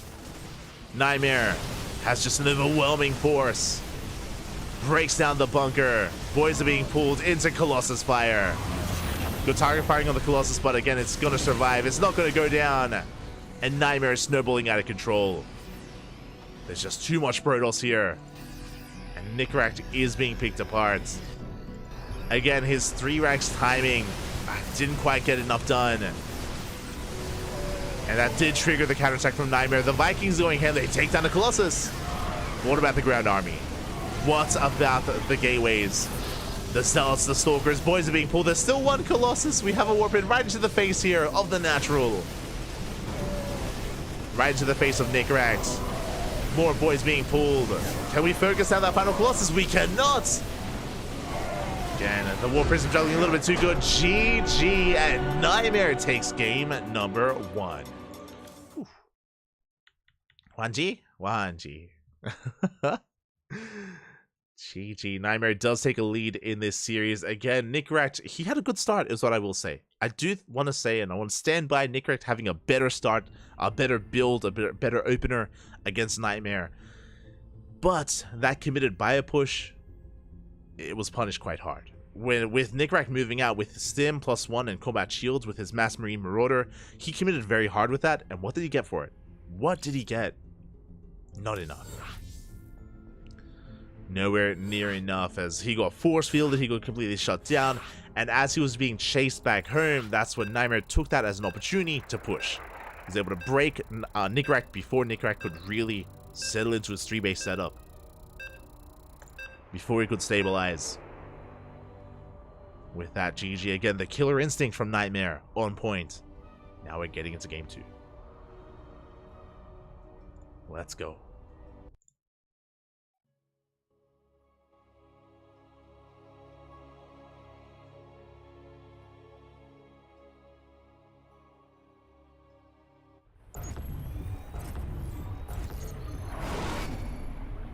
We are settling into that second game, and spawning in the top right-hand corner of Crimson Court, we have our Red Terran player representing the Platinum Heroes. Down in this series, looking to bounce back here in game 2. He needs to force that ace match. It is Nickrack.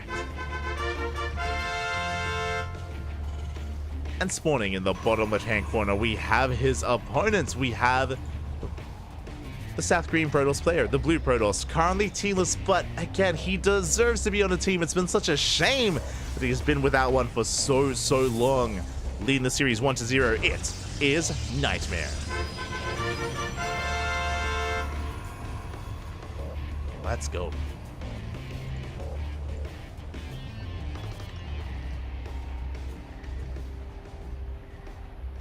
Let us go as we're settling to our build, and Nightmare, oh my god, he has a date. Nightmare, he's got somewhere to be here tonight as we're going for a proxy across the map. A pylon has been thrown down, and show us what you got. We have a gateway back at home, and I imagine a gateway across the map. It's going to be a 2-gate opener here from Nightmare. We should be producing a Zealot back at home with a Cyber Core alongside it, and across the map we can chrono out Adepts and Stalkers. I should say a Stalker here across the map, and an Adept to reinforce. Gateway aggression from the side of Nightmare. Here we go. There's that Zealot as we speak. Again, because we're being hyper aggressive, we need to make the Zealot. We can't make anything else because the Cyber Core isn't done, and by the time the Zealot finishes, then we can get into our follow-up Adept. The reason why I say Adept is because the Adept does reinforce quite quickly. You can shade across the map to support the Stalker that should be moving out here towards the north. Cyber Core almost done. Gateway does finish. There goes that first Zealot. And here comes the Stalker on the front lines, and the Adept back at home. Again, the Adept, because it can shade, it can reinforce that much faster. It can get across the map, and Nightmare can snowball out of control. Meanwhile, Nickrack is indeed going for a Rax Expand. CC on the low ground. Thankfully, a safety bunker is on the way. That will help. Reaper Scout finally comes in. Runs into the Adept. Oh no! Ooh, and the Adept shot does go off. The Reaper goes down. We deny the Scout, and here come the Stalker. Here come the Zealots. We walk past the bunker. We delay the CC. CC is going to be delayed. Zealot knocking down that front door, forcing boys to be pulled. Second Stalker has arrived. Here comes the Adept from across the map. Yeah, and we just ignore that CC up for a moment, getting the SCV, going for the main base, focusing on as many SCVs as we can, and we're snowballing out of control. We get 5 SCV kills, 6 SCVs, and GG gets called. There's just too much to handle, and Nightmare takes the series 2-0, advancing on to the grand finals. GG. Just an unfortunate position there for Nickrack, as it did take him a little bit too long to piece everything together. Things snowballed very quickly out of control. Went for a CC on the low ground as well. I mean, of course, was getting into his own build, and congratulations. My condolences to Nickrack. I mean, he made it to the semis, so a good run here by Nickrack to make it this far into the semifinals. But he does meet his end at the hands of Nightmare. And now we have a Korea versus Korea finals. It's been a while. It's been a while since we've had a finals quite like this. When was the last Korean finals that we had? It was 2023. It was March of 2023. Sparkling Tuna Cup number 27, which was Nightmare versus Cure in the finals. Here, not quite Cure. Next best thing, Keen. Nightmare versus Keen. Let's go. That is going to be our grand finals. And we do need a moment to set that up. Even before the finals, we have a random raffle. Don't forget, there is a random raffle to be had.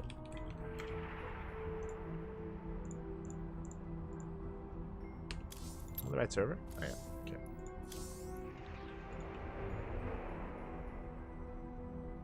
Just making sure we're on the right server.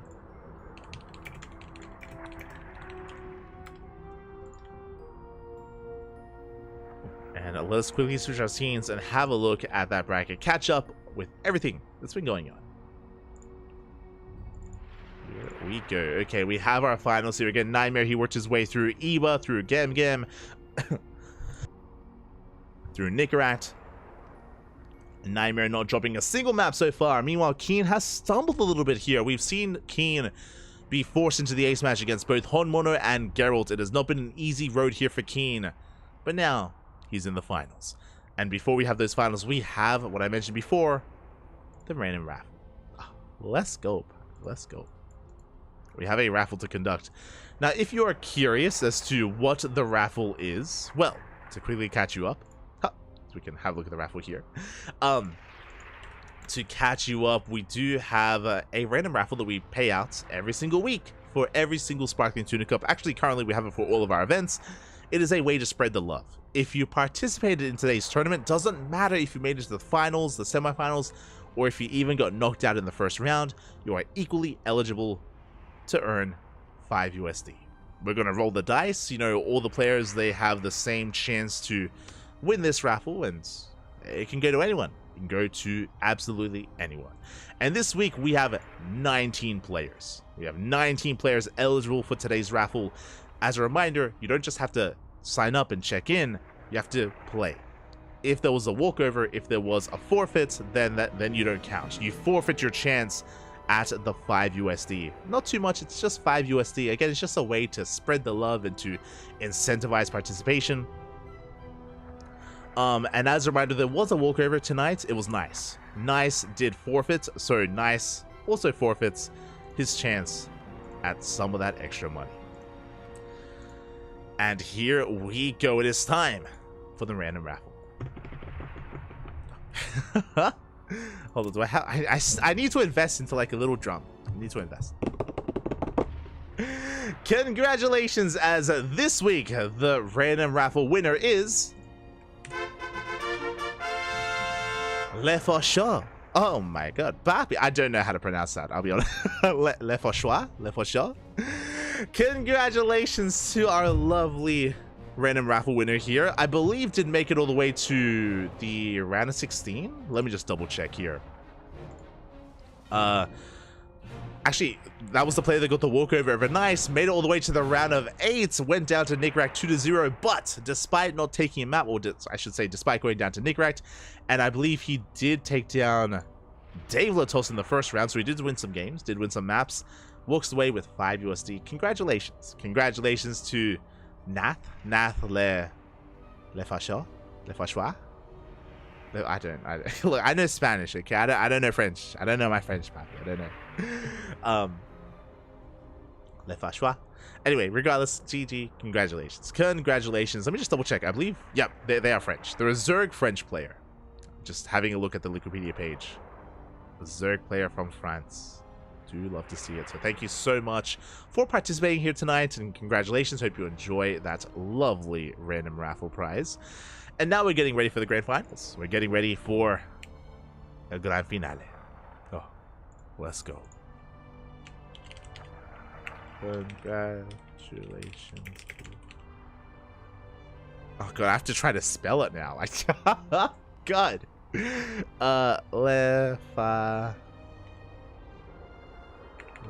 Hold on, there's a U in there. There's a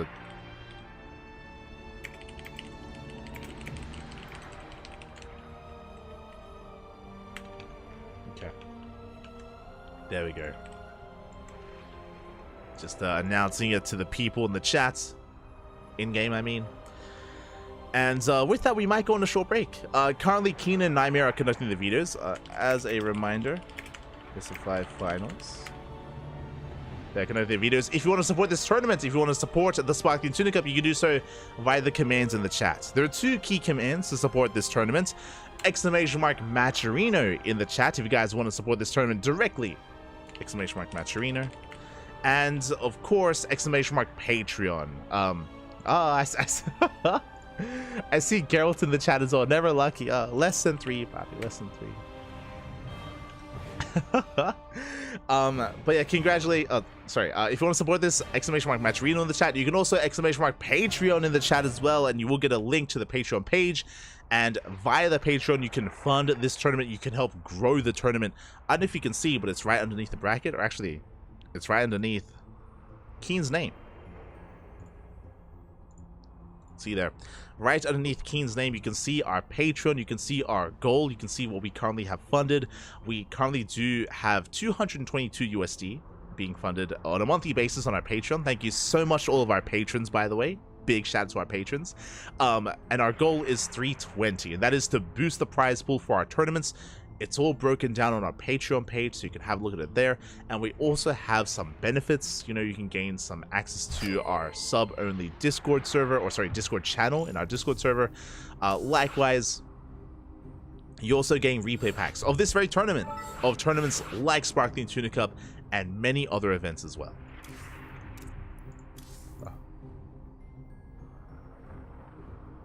Oh, there we go. But many other events as well.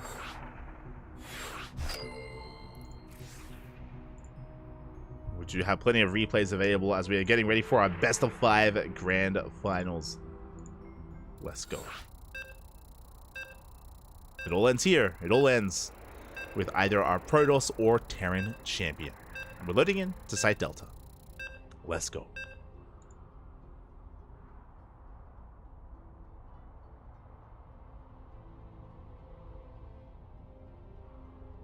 We just need to win this like 50 times. I can get a Wikipedia page. You need notability points too. There is a bunch of like criteria to hit on Wikipedia. You'll get there, Papi. You'll get there. But here we go, spawning in the top left-hand corner of Site Delta. We have our blue Protoss player. Oh my god, we have our blue Protoss player from South Korea, representing himself, currently teamless, but deserving to be on the team. It is one of our 2 finalists. We have Nightmare. And spawning in the bottom right-hand corner, we have his opponent. We have the South Korean Terran player representing Team Little Fairy. It is Keen. The commander himself returning from a hiatus and returning after many, many years here on Sparkling Tuna Cup. It is great to see him here once again after so many years. And he's made it all the way to the grand finals. Can he take another championship for himself, or will it fall in the hands of Nightmare? Here we go. And if you're in the chat, predictions are open. You can place your bets on who you believe is going to be this week's champion. Will it be our Terran or our Protoss? Up to you to decide. Predictions. Oh.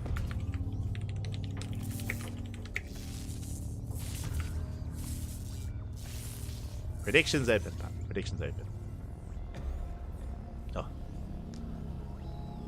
As we do see Keen going for a more economic opener. Once again, I mean, every game so far in TVPs, we've seen Keen go for a Rax Expand. Standard economic opener out of our Terran player. Meanwhile, Nightmare back at home, going for his own Gate Cybercore setup here into a Nexus. No shenanigans here in the early game so far, but as we saw in the previous game, Nightmare is more than willing to cheese it up and to be hyper aggressive, to be in the face of the Terran player. Now, what I will say as well is that Nightmare has some killer PvT. He has some of the best PvT in the world right now. If you've been watching the most recent KSLs and ESL Open Cups and Kung Fu Cups, then you would be aware that Nightmare has been popping off. He has been taking down players of the caliber of Kjor, of Björn, on a much more regular basis as of late. It's been very impressive to see his PvT. So I have to favor Nightmare. I have to favor Nightmare coming into this. But at the same time, Keen is still a bit of an enigma. He returned yesterday. He returned last night to competitive play after a good, like, 6-month hiatus. So it's great to see Keen returning to form, Keen back. And what I will say as well, regardless if Keen wins or falls, whether he thrives or whether not, what I will say is that I'm sure over the next couple of weeks, over the next couple of months, Keen is going to be improving quite quickly and quite heavily here in StarCraft. I'm sure that's one of the big reasons why Keen signed up tonight, is so he can shake the rust off. He's shaking off all the rust, you know, he's preparing here to get back into competitive form. He's ready to compete once again. Meanwhile, a depth shades in, gets a full scout, delays that starport as well, not too bad. Good pick up here by Nightmare, getting and focusing down some of these SCVs, gets two. Does manage to shade away. Even almost getting that Reaper. But does back off. Important to point out here that Keen is going for a 1-1-1, going for reactor marine production into his eventual medevac. Back at home, it's going to be a Twilight Council into Blink opener out of Nightmare. And here come the gateways. We have 2 gateways in the main base. We have 2 gateways at the natural. You know what this is? A 4-gate Blink. Finally, over the course of today's broadcast, we have not actually had 4-gate Blink. We've had 3-gate Blink and even 2-gate Blink, even 1-gate Blink. We had like 1-gate Blink into a fast third. Geralt did that earlier today. It was crazy. But finally, 4-gate Blink Stalkers has arrived. This is one of the more aggressive builds that Protoss can go for here. That's a little bit more mainstream, a little bit more commonplace. With this, Nightmare can be hyper-aggressive, can vie for map control, and can threaten the bases of Keen. Meanwhile, Keen is pushing out with a drop. Oh my god. He's moving out with everything he has. A full medevac drop here, full of Marines. Cyclone, Heli, and Reaper as well to support. Rallying everything across the map. Second Cyclone on the way. Now remember, there's no stim. There's no stim with this, and because Nightmare went for so many gateways, he has that many more weapons available. Like Nightmare, he should be able to keep up with this and shut it down. And Nightmare, he collapses on this, almost a full 360 surround. Oh my god!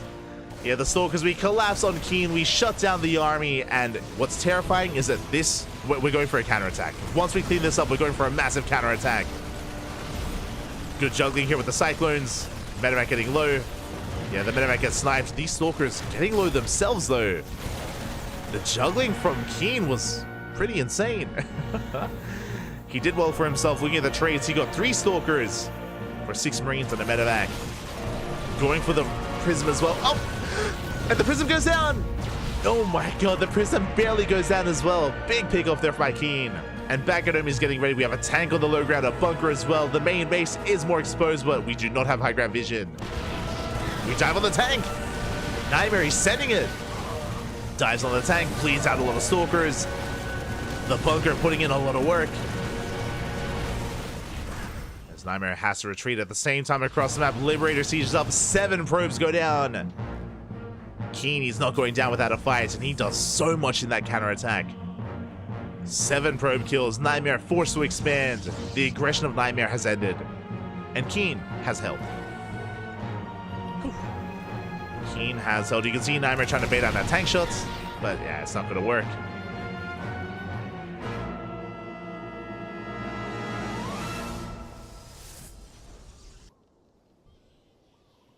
It's not going to work out here for Nightmare. As again, he's trying to transition back at home. Bearing in mind the 4-gate Blink was not all in, but it was still committed, and Nightmare did not do enough with it. Did not do enough with his 4-gate Blink. Now going into a delayed third, into his own Colossus production. Charge is on the way. Gateway explosion behind it. Going to be 8 gateways in total. Keen looking secure.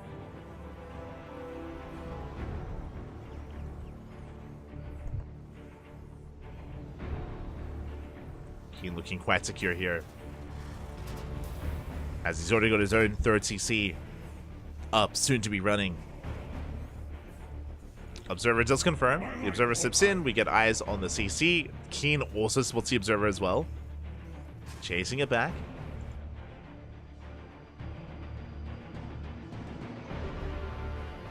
Scan reveals a 3rd base, reveals a Colossus production, so now Keen knows it's not Storm. Knows to be ready here for Colossus instead. As Keen is pushing, though, Nightmare could be blinking into the main. Does blink in, and nothing in the main base. CC is exposed. We're going for combat shields, but it does finish in time, just barely. Marines, they were in position. We force a recall. And Keen, he holds. And he can break out. Nightmare, we're going to move out first. Again, he does have an observer parked on top of the army. Outside the natural. Ooh, it is spotted though. Gonna pick up by Keen. Gets the observer. We're gonna move out. Runs into the army. Ooh, Nightmare lying in wait. The tanks are unsieged. Yeah, one tank goes down. Yeah, big pig off. We get a tank. We get a medevac. Marines are on the run. And Keen is stuck in his natural. We can go for the third. And Keen just locked away. Yeah, just locked away from his own third base. Zoned away even. And we can shut down those SCVs. Tank trying to reposition. Nightmare coming in with reinforcements. He has the high ground. Pushing up a ramp into Colossus is not working well here for Keen. And he's going to lose everything.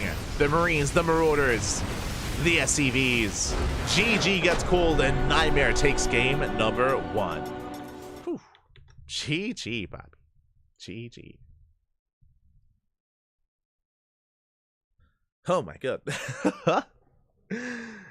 GG, well played. Again, that was quite a back and forth here. Nightmare had his moments. Keen had his moments as well.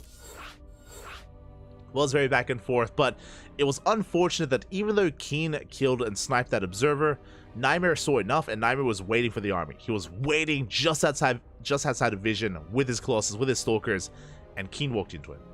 Keen, he just ended up stumbling upon the army. Nightmare was ready. Keen was not, losing a tank immediately, and Keen was on the run. Nightmare took advantage of him and takes the first game. GG, well played. Whew, that's our first game in the books.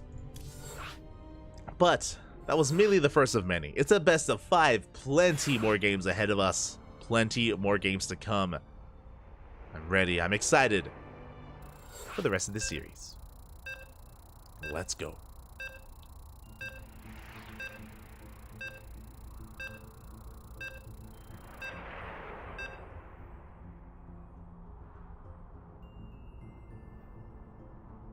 Here we go. As game number 2 is going to be on Ghost River. Oh, interesting. Okay.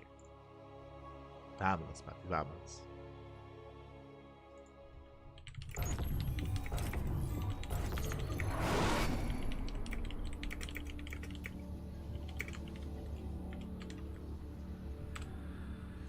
As spawning in the top right hand corner of Ghost River, we have our South Korean Protoss player, the Red Protoss, representing himself, currently teamless, deserving to be on a team, leading the series 1-0. It is Nightmare. And spawning in the top left hand corner, we have the South Korean Terran player, the Blue Terran, representing Team Little Fairy. It is Keen. Down in this series, but again, that last game was more of a back and forth, wasn't completely one-sided by any means. Probe does arrive a little bit sooner than normal because the rush distance by ground on Ghost River is insanely short. Very short rush distance by ground. The probe gets here a little bit sooner. Rax is off center, but of course it can be lifted, can be repositioned, as Nightmare is being as annoying as possible.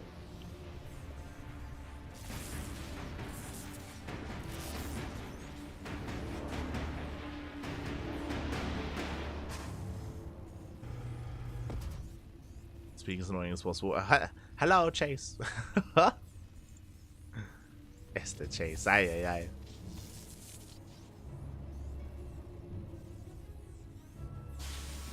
And Probe just keeping tabs on him. Nightmare back at home going for... Oh my god, I just realized the kind of setup that we had. Wait, what's going on? Interesting. So we have a gate set up on the low ground with a cyber core a little bit further back. Intriguing. Okay. I mean, I guess we're not going to be opting to wall off the Reaper cliffs here. They are going to be left open. I mean, to be fair, Keen, I mean, he's not going for a Reaper Marine into Reactor here. So not too important to wall off the Reaper cliffs. Yeah, setting up a wall here on the low ground, going for a gate cyber expand. But yeah, this is a setup that I'm just not quite used to. And it is going to make scouting the tech a little bit more awkward depending on where the tech gets thrown down. Zealot has arrived, delaying the CC. Swiping away at that worker. Oh, even forcing a cancel in the bunker. And here we go, the Stalker has arrived. This is a pretty rough start for Keen. Behind this is going for a 3 racks. Uh-oh. You know what that means? That means that there's no Cyclone on the way. There's no Hellions to support. Yeah, boys, they have to be pulled. In this situation, we have Vanilla Marines, so far good target firing at a Nightmare. Rocks up with the second Stalker, he's snibbling out of control. He can focus on the Marines.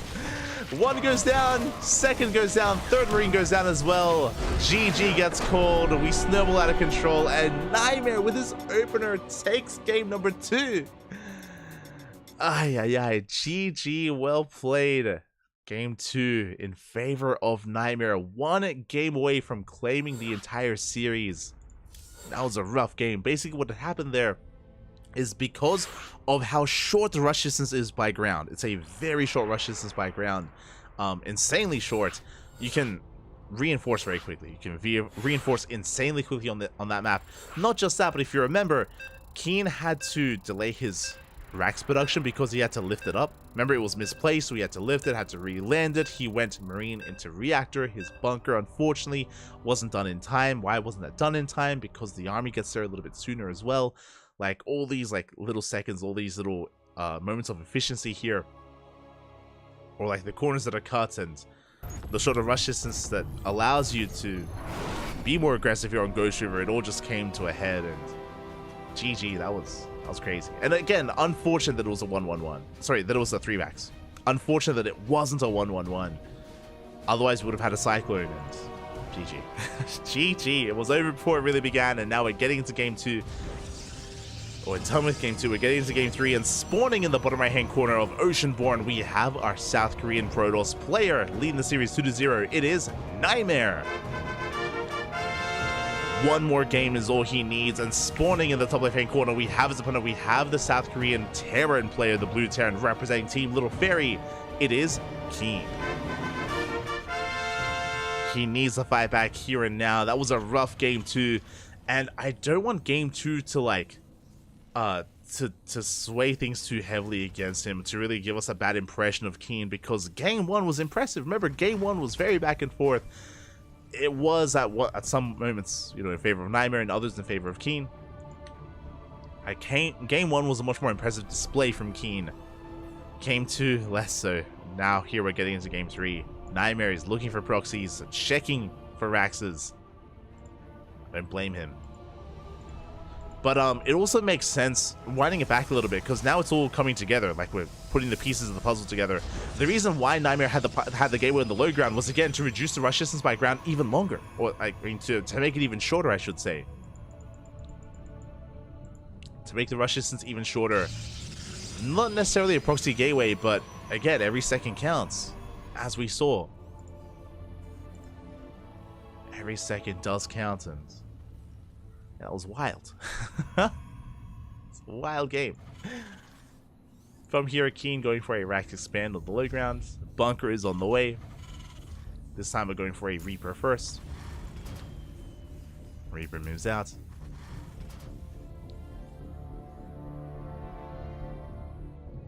Reaper is moving out across the map. Nightmare back at home, soon to be going for his tech of choice. I imagine a Twilight Council again. No reason not to. But we'll see. We shall see.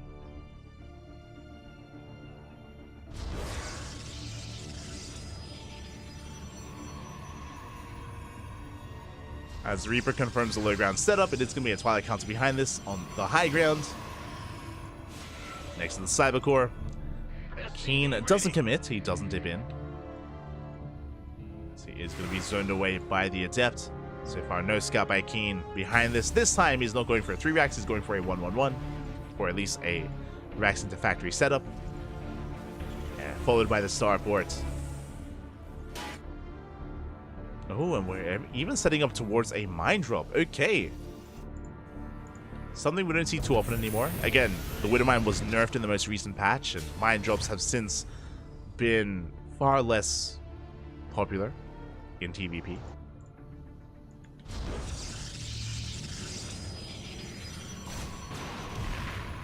Reaper the main goes down.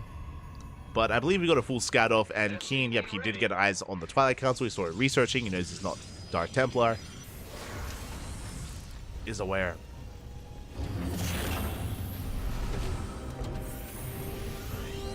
Interesting, as we did go for a Widowmine, but we're going for an add-on swap here instead. We're going for Cloak Banshees. Okay. We're not going for a Mind Drop, just a safety Widowmine here for Keen. No additional Widowmines. Meanwhile, Nightmare is going to be aggressive. How many gateways? We have 2 gates on the way. We have 1 gateway already done. 3-gate blink from Nightmare.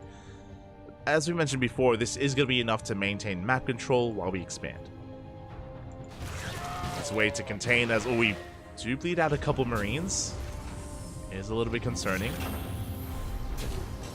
Tank production has commenced. Did Nightmare see the tech lab? He did not. Nightmare is in the dark. Not aware what's going on. Not aware of the Cloak Banshees. We do have detection. Observer is done. 3rd base soon to be taken. There we go. 3rd base is on the way.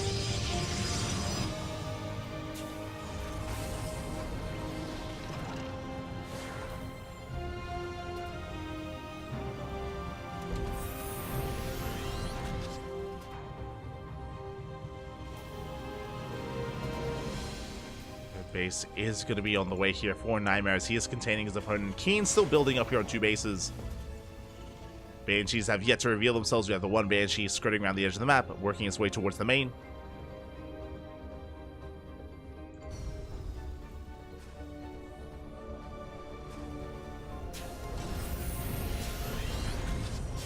As Nightmare does get eyes on the 3rd CC, the rest of the production as well. Here comes that Banshee into the main. You managed to get a couple of workers. 2, 3 probes going to be going down. 4 probes even. I'll get a 5th. Do force the recall. Observer does make it back. 5 worker kills and the Banshee survives. Pretty good damage so far. Very nice damage here by Keen. And again, he forces the recall, which means he can break out. He can expand. 3rd base cannot be taken. And Nightmare cannot contest that 3rd. Not right now. Not anymore.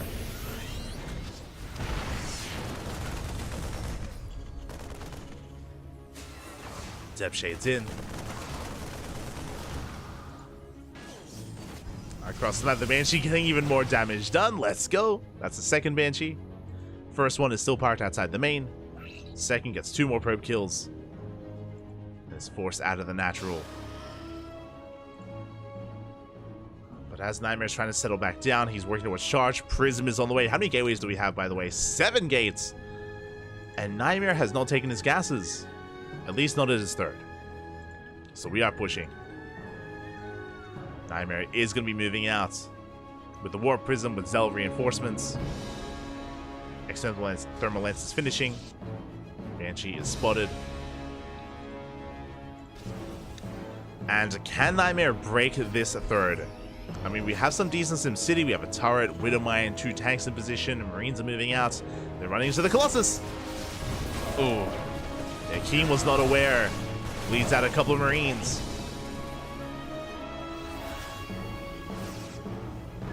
Getting in position. Nightmare rotating around. We're still waiting for another big warp in. Interesting. Nightmare actually going for a drop. Bold move, but it looks like he's headed to the main. And Nightmare, he comes back home with his Colossus. Okay, that makes sense. I was like, is he really going to push in with a handful of units in a Colossus? No, no, no. He's turning back around. He's only being active with his Stalkers. He has Blink, of course. Will manage to get away. As he's dragging away the attention of Keen, he comes in with a Prism. Does dive in with a Warp Prism. And we can see a massive warp into the main base. Doesn't go for it, though. Yeah, we have reinforcements. Enough, at least. To force Nightmare back. Nightmare warping it back at home instead. We do have some High Templar. Storm is almost done.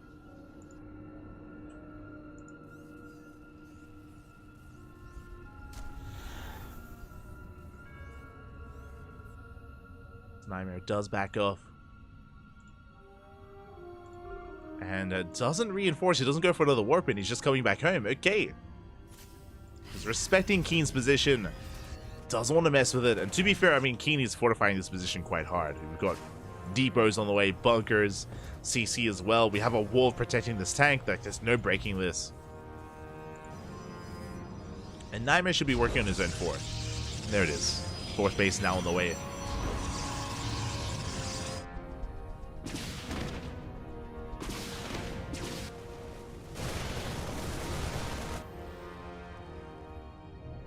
Rocks are being knocked down. As Nightmare moves out, Keen is moving in towards the fourth, looking for a cancel.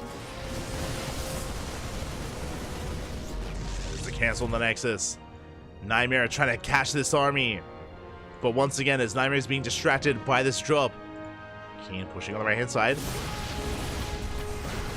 He's going to be threatening that natural. You can see Nightmare responding with at least his Colossus. Trying to keep up here. The drop does push in. Do we have any storms? Ooh, one High Templar goes down. Big pick up.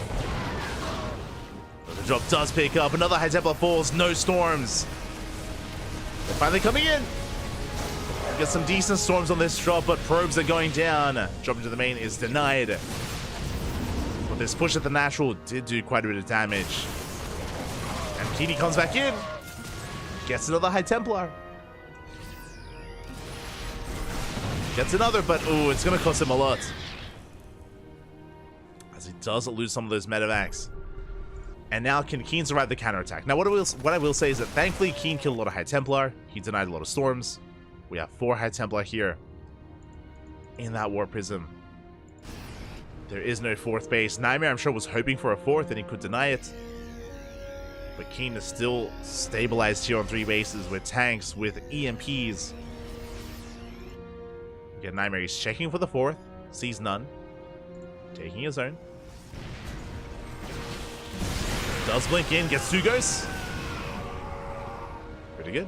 2 ghosts go down. Now, Nightmare shouldn't push into this. Like, he managed to get a couple of units, but he shouldn't be committing. Again, the win condition for Nightmare is just to contain. Nightmare, he's maxed out. So is Keen. And here we go. As Keen tries to take a fourth base, that's going to be the moment for Nightmare to strike.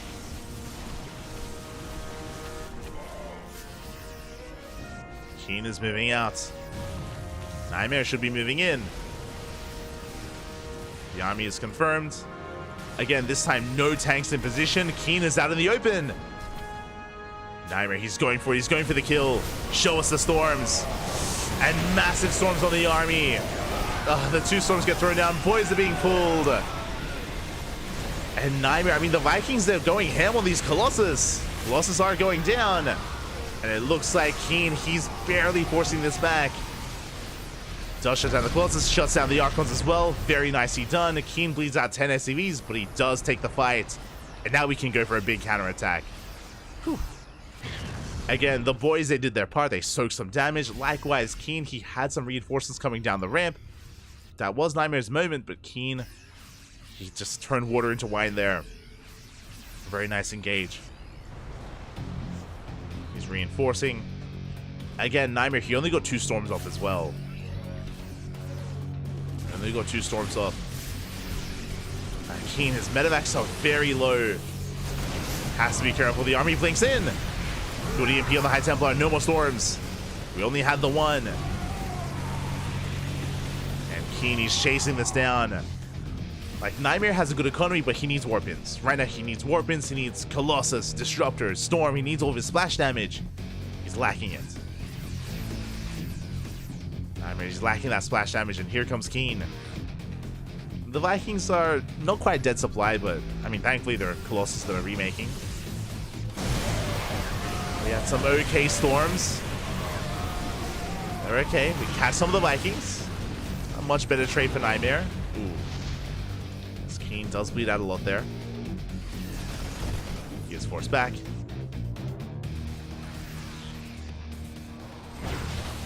Nightmare poking in. Tanks have repositioned, which means this third base is that much more vulnerable. Tanks are no longer here. But again, the choke point still working against Nightmare, trying to break through. Boys are being pulled. SV's going down. We catch a Colossus. We catch an Archon. Good pickles here by Keen as he looks like he barely does not get the final Colossus. Barely does escape. Whew. Nightmare, calm down.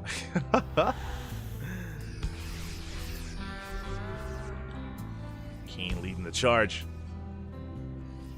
With those ghosts catching 2 more High Templar. Very nicely done. Charge, let's say, dive in. EMP's not quite connecting yet. There we go. There are the storms. We get 2, we get 3. The 4th storm as well. But the Colossus falls. It's only Stalkers, only Zealots. And against a Gateway army, Keen, he can just stim and win. As he does break through. Not enough splash damage, not enough AoE. Keen, he breaks that 5th base. And it looks like Keen, he's done it. He's putting a point on the board. Let's go. As he breaks that 5th. Again, Nightmare, what does he have left? He has a handful of Zealots, a handful of Stalkers. He has two High Templar in that prism. Keen doesn't know how far ahead he is, but he can keep pushing. 100%. Final storm of Nightmare. And Keen, he can force himself up this ramp towards the base. As you can see, Nightmare desperately trying to rebuild those Colossus, but it's not going to happen. Keen rotating around, going for the 4th. Making sure his win here is secure. Storm on the Marauders. Good pre-split here out of Keen. Avoiding as much of the storms as he can. Tanks, they have arrived. Those are the 2 tanks from the start of the game, by the way. They've arrived. They've made it. They're holding the line. 1 tank goes down. The Colossus, they've made it. The Colossi are here. But again, the Sea of Terran, it will not be stopped. Focus down one of the Colossi, the other barely waddles away, but we have control of the 4th base. GG gets called, and Keen, he fights back, putting a point on the board, making a series out of this. GG. Let's go. Bobby. GG, well played. We have a series here as Keen is able to fight back, again, able to punish Nightmare. Nightmare maybe I would say he did overextend with his initial push.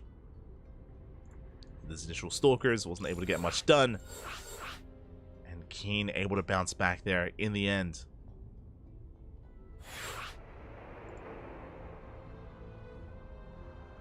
Able to bounce back. And now we find ourselves in game 4.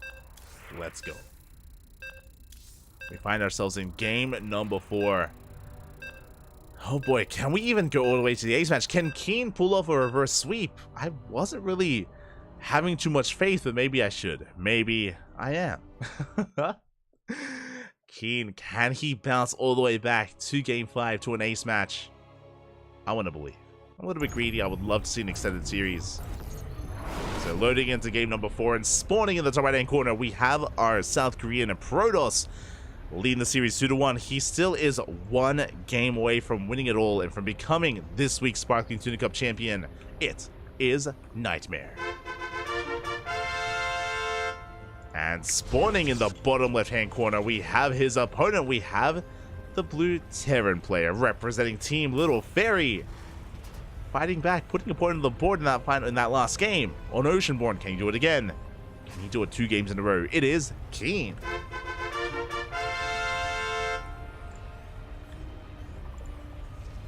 Let's go.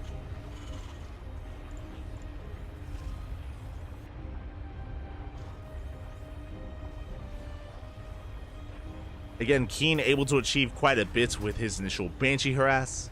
Pick up some probes. Able to follow that up with some drop play as well. And just dragging Nightmare time and time again out of position. Creating opportunities for himself.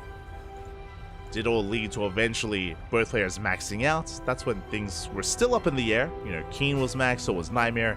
Nightmare catching the army out in the open. But if you remember, before Nightmare was able to catch that army, before he pushed in towards the 4th, Nightmare had also lost a lot of High Templar. He had lost 2, or was it? Yeah, it was 3. It was 3 High Templar. It is natural, if you remember. And that was huge. Imagine that fight. Imagine that push with 3 more High Templar, with 3 more Storms. That would have been a completely different game.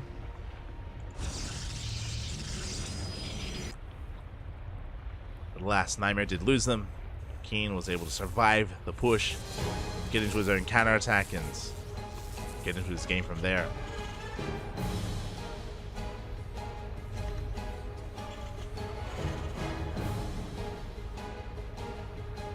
Now we're settling on in.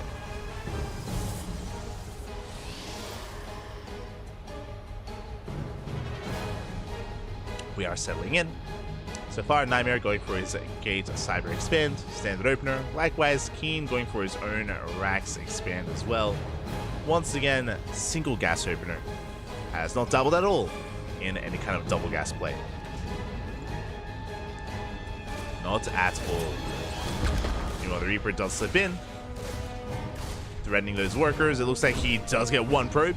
Not bad. 1 probe does go down, dropping towards a natural. Not quite getting a second. Good damage done nonetheless. And oh my god, Keen rushing into a 3rd CC. That was a 3rd CC before factory. Very greedy build here by Keen. Very fast 3rd base. Can he get away with it? Can he get away with this greed? Reaper slips in, once again trying to distract Nightmare. Adept is moving out.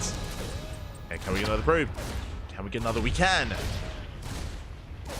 Oh my god, that's gonna be what? 2 probes going down. We don't get the 3rd worker, but we do scout the Twilight Council. Nightmare, he does confirm.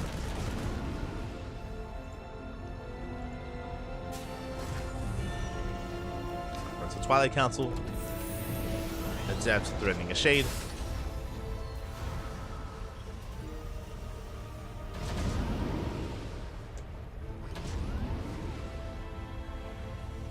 But now Keen is aware, and Keen should be playing safe from here. I mean, he's already opened up greedily, of course. He's getting into his 3-1-1 setup. Cyclone's on the way. Bunker is done. Behind this, how many gateways do we have? It's going to be Blink and 2 gateways for now. So Nightmare, it looks like he's going for a 2-gate Blink opener into a faster 3rd. Something also more economic.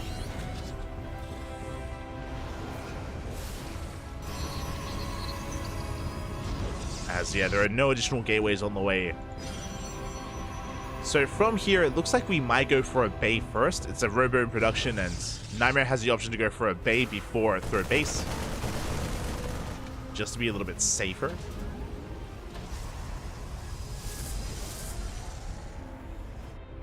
Stalkers are moving out. Blink is almost done. Nightmare just gaining some map control, trying to get a read on what's going on.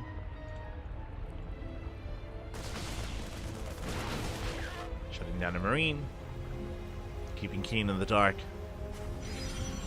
And I'm still waiting for that Bay, or waiting for that 3rd base. We're not mining through the minerals.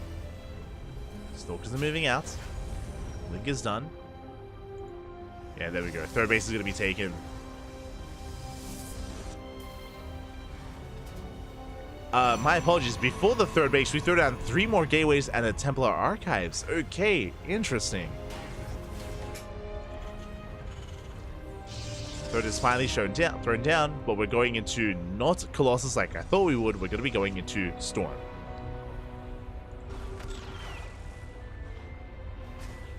Storm's going to be on the way instead. Nightmare blinking behind the natural base. Going for some SCVs. Getting 2, getting 3. 3 SCVs go down.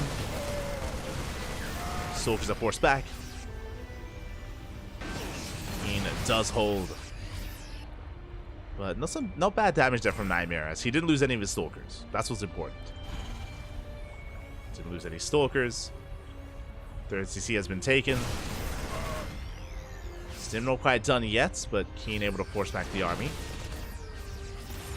Stim finishing up in a couple of seconds, and he can try to chase this down. Oh! Forces out a Blink. And the drop was spotted, by the way. Nightmare is on the hunt. Does keep up with the drop. Moving out with his Stalkers. Nothing quite in the main base yet. But again, Keen was spotted. Nightmare, he knows that there's a Medivacs out there, and he's, oh god, he's going for it. He's hunting him down. And Keen, he doesn't know. Must build more supply depots. They're right next to each other. Storm, it's almost done. But Nightmare getting to his War Prism. Ooh, Stalker's in position. We focus out one full medevac. Big pickup.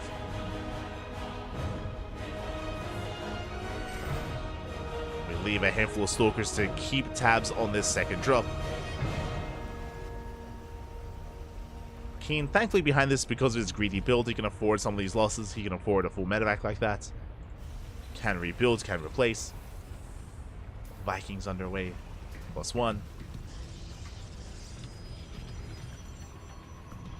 Likewise, though, Nightmare, he's building up energy on these High Templar. 4 High Templar already. Lots of energy available. Eventually, this should lead into Colossus production, but for now, just Storm. Here we go, Nightmare is pushing.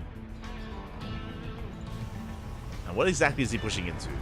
We've got the high ground, we have a Widow Mine, cash out an Observer, good pickup. Nightmare's a little bit more in the dark. He's going in with his Storms though.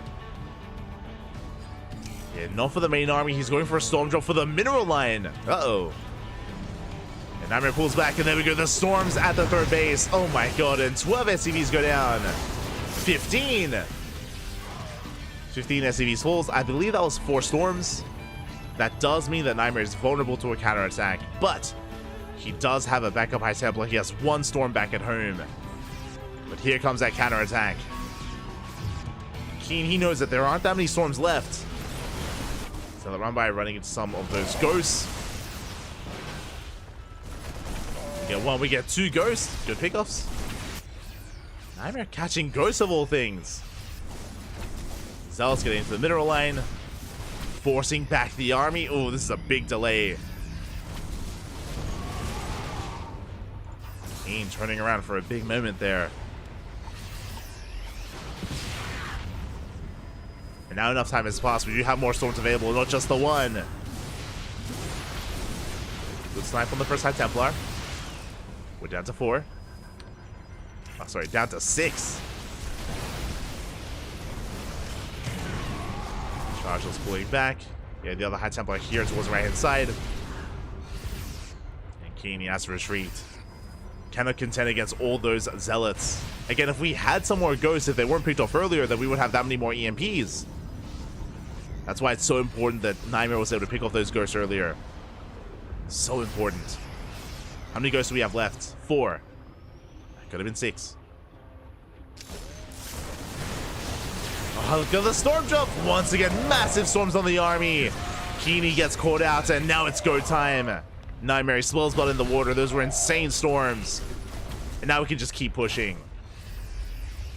Keen caught with his pants down. And that may just be it. We have so many more Storms behind this. 4th base being taken. Keen pinned back. Nightmare not pushing out yet. Thinking about it. Rotating around. Keeping his High Templar back. War Prism did get sniped earlier, but it's being rebuilt. And these Vikings, they're not going to touch the Colossus. They all go down, one after the other. Zealots collapsing on the army. Getting on top of the Ghosts. And Nightmare, he's overwhelming this. The Storms get thrown down, even without them. There was just too much Protoss. Here come the reinforcing Colossus, and it looks like Nightmare should have too much. I mean, Keeney's getting on top of the Colossus, gets 1 of them. He gets 1. He can't quite get the other, though. GG gets called. Congratulations, as Nightmare will take the series 3-1, becoming this week's Sparkling Tuna Cup champion. GG. GG, well played. Congratulations here to Nightmare as he does take the series 3-1. Did have a strong run here tonight. A very strong performance in today's tournament. Didn't drop a map at all leading into the finals, but Keen did make Nightmare bleed. And it was an impressive game as well. Keen, who was able to fight back in game number 3.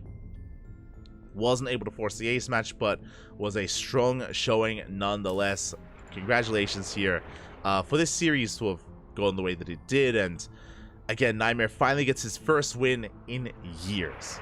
Remember, Nightmare, he's been quite active in these online tournaments, and time again, there's been a player standing in Nightmare's way. That was Cristiano. It was 2 weeks in a row that Cristiano, he knocked Nightmare down, and Nightmare got second place 2 weeks in a row this season, this year. Did not win at all. The last time that Nightmare won a Sparkling Tuna Cup was 2 years ago in 2022. A long time ago. A long time ago, Bobby. Back in 2022. So it's been years, and the King has returned. Likewise, Keen also hasn't competed in these tournaments in a couple of years as well. So it's great to see him return. Great to see him make it to the finals. Yes, he may not have won, but Keen, he took down some big names to make it this far. He took down Hon Mono, he took down Eon, took down Geralt as well. Impressive. Impressive stuff. GG, well played. With that, we are going to be wrapping up our initial broadcast for today, but we have another broadcast on the horizon. As you can imagine, World Team League. World Team League began almost an hour ago. Because of that, our coverage of WTL is going to be a little bit delayed. It does mean that our coverage is going to be 1 hour late. We're going to be casting from an hour behind, like, essentially, because we're going to be casting from the beginning. But we are already an hour in. Because of that, if you maybe have been watching alongside, you know, Wardy or some of these other English casters, if you've been watching alongside them, no spoilers. No spoilers in the chat. We're going to be starting from the beginning. Starting from the very beginning. First, we're going to be going on a short break. The stream is going to be going offline for a moment before coming back with WTL overlays. And when it does come back, we're going to be featuring... Who's up first? We're going to be featuring Mystery Gaming versus Basilisk, followed by Team Liquid versus Shopify. It's going to be an amazing night of StarCraft. Look forward to it. Again, it's going to be a great time, I'm sure. We won't have predictions because we're kind of playing with an hour delay. Predictions will not be open because, you know, there are spoilers that exist out there. But regardless, it's going to be a lot of good fun. Going to be a lot of good fun. GG. Thank you so much for watching, everyone. Thanks so much for the support. Again, if you want to support this tournament, !Patreon in the chat or !Matcherino in the chat as well. Both commands give you different ways to support this tournament if you wish. If you want to support the CranKy Ducklings, if you want to support all these players, Patreon is the place to be. Otherwise, thank you so much. We'll see you guys in a couple of minutes for some World Team League. See you soon. See you soon, Poppy. See you soon.